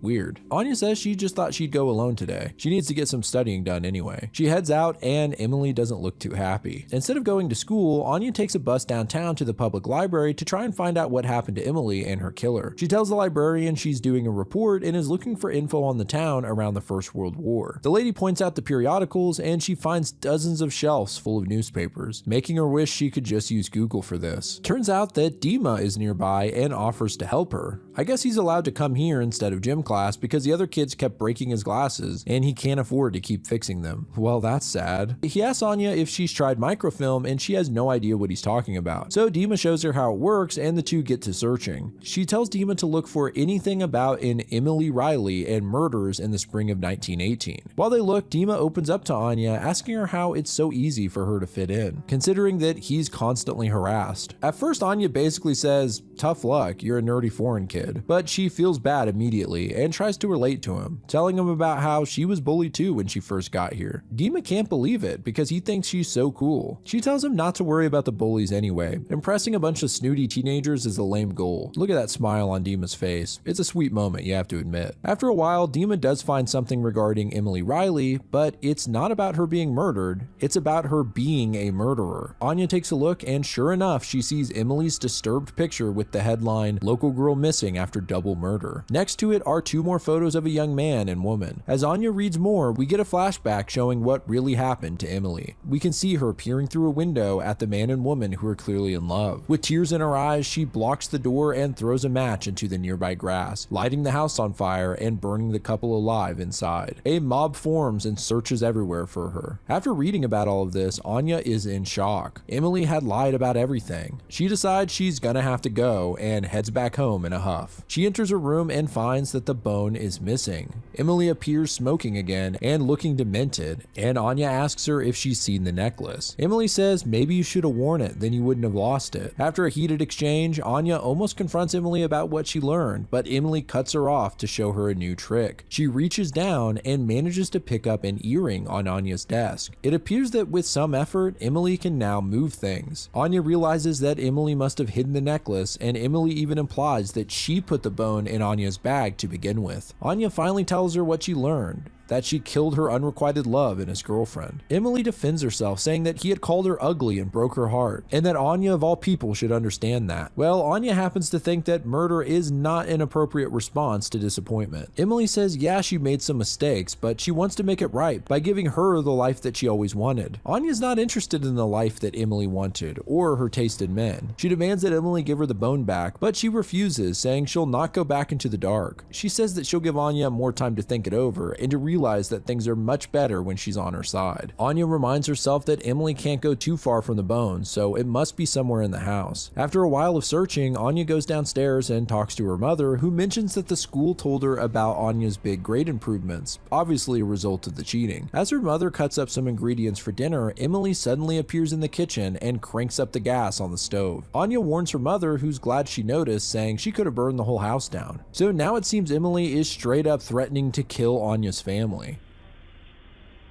After this, Anya begins frantically searching for the bone around the kitchen. Dinner's almost ready, and Emily appears under the sink with her finger to her mouth. Anya then finds that a box of rat poison is laying empty. Realizing that Emily is attempting to poison her family, she rushes over and grabs the food, then pretends to slip and drop it all over the floor. That was the last of the meat, so Anya encourages her mother to order pizza instead. While she does, Emily appears again and points at her mother as if threatening to take her out first. Damn, this got really dark. Anya Anya continues to search through the house but still can't find the bone down to the last closet. She suddenly hears a loud crash and her mother cry out in pain. She runs out to find her mother had slipped on the stairs and has possibly broken her foot. Her little brother's marbles are all over the stairs. Anya quickly realizes this wasn't his doing but Emily's. She offers to take her mom to the hospital, but remember, this is a tough lady from the old country. She says that she'll take a cab so Anya can stay here and watch her brother. It's nighttime at this point and Anya is nervously smoking a cigarette, looking at a checklist of every possible room, and it looks like they've all been searched. She stops for a second and looks disgusted at the cigarette, putting it down. Maybe seeing Emily smoke made it a lot less cool. Just then she hears her brother cry out from his room, and Anya runs in to find Emily floating over his bed and whispering terrible things in his ear. The poor kid has tears streaming down his face, so who knows what she's telling him. Not that an evil ghost floating above your head isn't enough reason for a little kid to cry. Anya yells at Emily to get off him and she flies away. The poor kid's a mess and Anya does her best to comfort him. While she does, she rants about how this is all her fault. She says she just needs to find that bone somewhere, and her little brother perks up, saying he actually found a bone in the hallway earlier and he put it in his specimen box downstairs. They rush down to get it and find Emily trying her best to pick it up first. Anya just reaches through her hands and grabs it. She tells her brother to get back to his room and runs outside, going straight for the woods and the well. Emily chases behind her, saying she's going to kill her, but Anya stays a step ahead. As she approaches the tunnel by the woods, Emily rages out and increases her size until she's massive and her giant hands are inches from Anya. Finally, she finds the hole, and as she does, she turns on the spot and screams out at Emily, telling her to stop. She holds the bone in her hand right above the hole, threatening to drop it. Emily says she wasn't really going to kill her family, she just wanted Anya's attention. But Anya says she doesn't need Emily to make her life better, and in fact, she needs Anya. She wants her to dress up and chase boys because Emily never got to, but she refuses to live her life for her. At this point, Emily is a little less aggressive and even asks Anya to maybe give the bone to one of her friends like Shobin. Anya says she wouldn't give Emily to her worst enemies. Emily then accuses Anya of being selfish and says that if she really cared about Shobin, how come she hasn't talked to her in weeks? And if she loved her family so much, why does she lie about her last name? She even suggests that Anya is no different than her and would do the same things if she had the chance. This sets Anya off and she starts to move toward the hole again. Emily threatens her, saying she'll get another bone and make her way back up to Anya's house to get revenge. Anya doesn't buy it and says it doesn't matter because she's going to tell someone and get the well filled in. This enrages Emily again and she straight up charges at Anya, phasing through her stomach. It looks like an uncomfortable feeling, but it doesn't stop Anya and she drops the bone into the well. Emily screams out trying to fight it, but is ultimately dragged back into the well. There's a moment of quiet as Anya looks down into the dark well. She begins to walk away when something grabs her ankle. Looking down, she sees Emily has possessed her own skeleton and it's climbing out of the well. Anya kicks her foot loose and moves back, but Emily stands up looking pretty freaky as the bones glow. Anya starts to run away but stops. She confronts Emily, confessing that she may not be exactly like her, but she's enough like her to understand how she feels, envious of others and wondering how they have it so easy. But Emily needs to learn that you never really know what's going on in someone else's head. How does she know the girl she killed wasn't even more messed up than her, or the boy for that matter? No one has the right to decide who lives or dies. It's pretty clear that Emily can barely even stand in this form. It seems like Anya's words hit home and she looks up with tears in her eyes. Then she lets out a long sigh and falls backward, sending her skeleton into the well. We then get a time jump to the well being filled in by the school's public safety group. The guy in charge approaches Anya and has a hard time pronouncing her last name. This time she proudly says it and he thanks her for telling them about the hole. She says she didn't want anyone else to go through what she did, and the man likes her attitude, even suggesting to see her in the student election coming up. Afterwards, she has a seat on a log in the woods and Shobin finds her. Anya apologizes for not talking to her and she says it's no big deal. She offers Anya a smoke, but she refuses, saying she doesn't know if she ever really liked them and it doesn't look as cool as she thought it did. Shobin tells Anya that she may look normal on the outside, but she's not on the inside. Anya takes it as a compliment and we get a beautiful zoom out as the comic comes to an end. So there you have it, Anya's Ghost. There's a lot of interesting things you can take from this comic, but the thing that stood out to me the most is a lesson in judgment. You really don't know what's going on in someone else's life. Anya thought that Elizabeth was perfect and found out she was miserable and in a really jacked up relationship. On the other hand, Anya thought her life sucked and saw herself as horribly flawed, but from Dima's perspective, she was the cool one who had it easy. You just never know what's going on in someone's head. I highly recommend you all go buy a copy of Anya's Ghost at your local bookstore. One of the things that's completely lost in an overview video like this is the humor. This comic is genuinely funny, but what did you guys think? Let me know in the comments below, as well as anything else you'd like me to do a deep dive on. Shout out to Kill Me Katie as always for the intro and outro music, which is likely playing right now, and if you want to see your art at the end of my videos, email me a submission to the address below with a name or social media handle. But I appreciate you guys watching at all. This is Grease speaking. Goodbye, friends.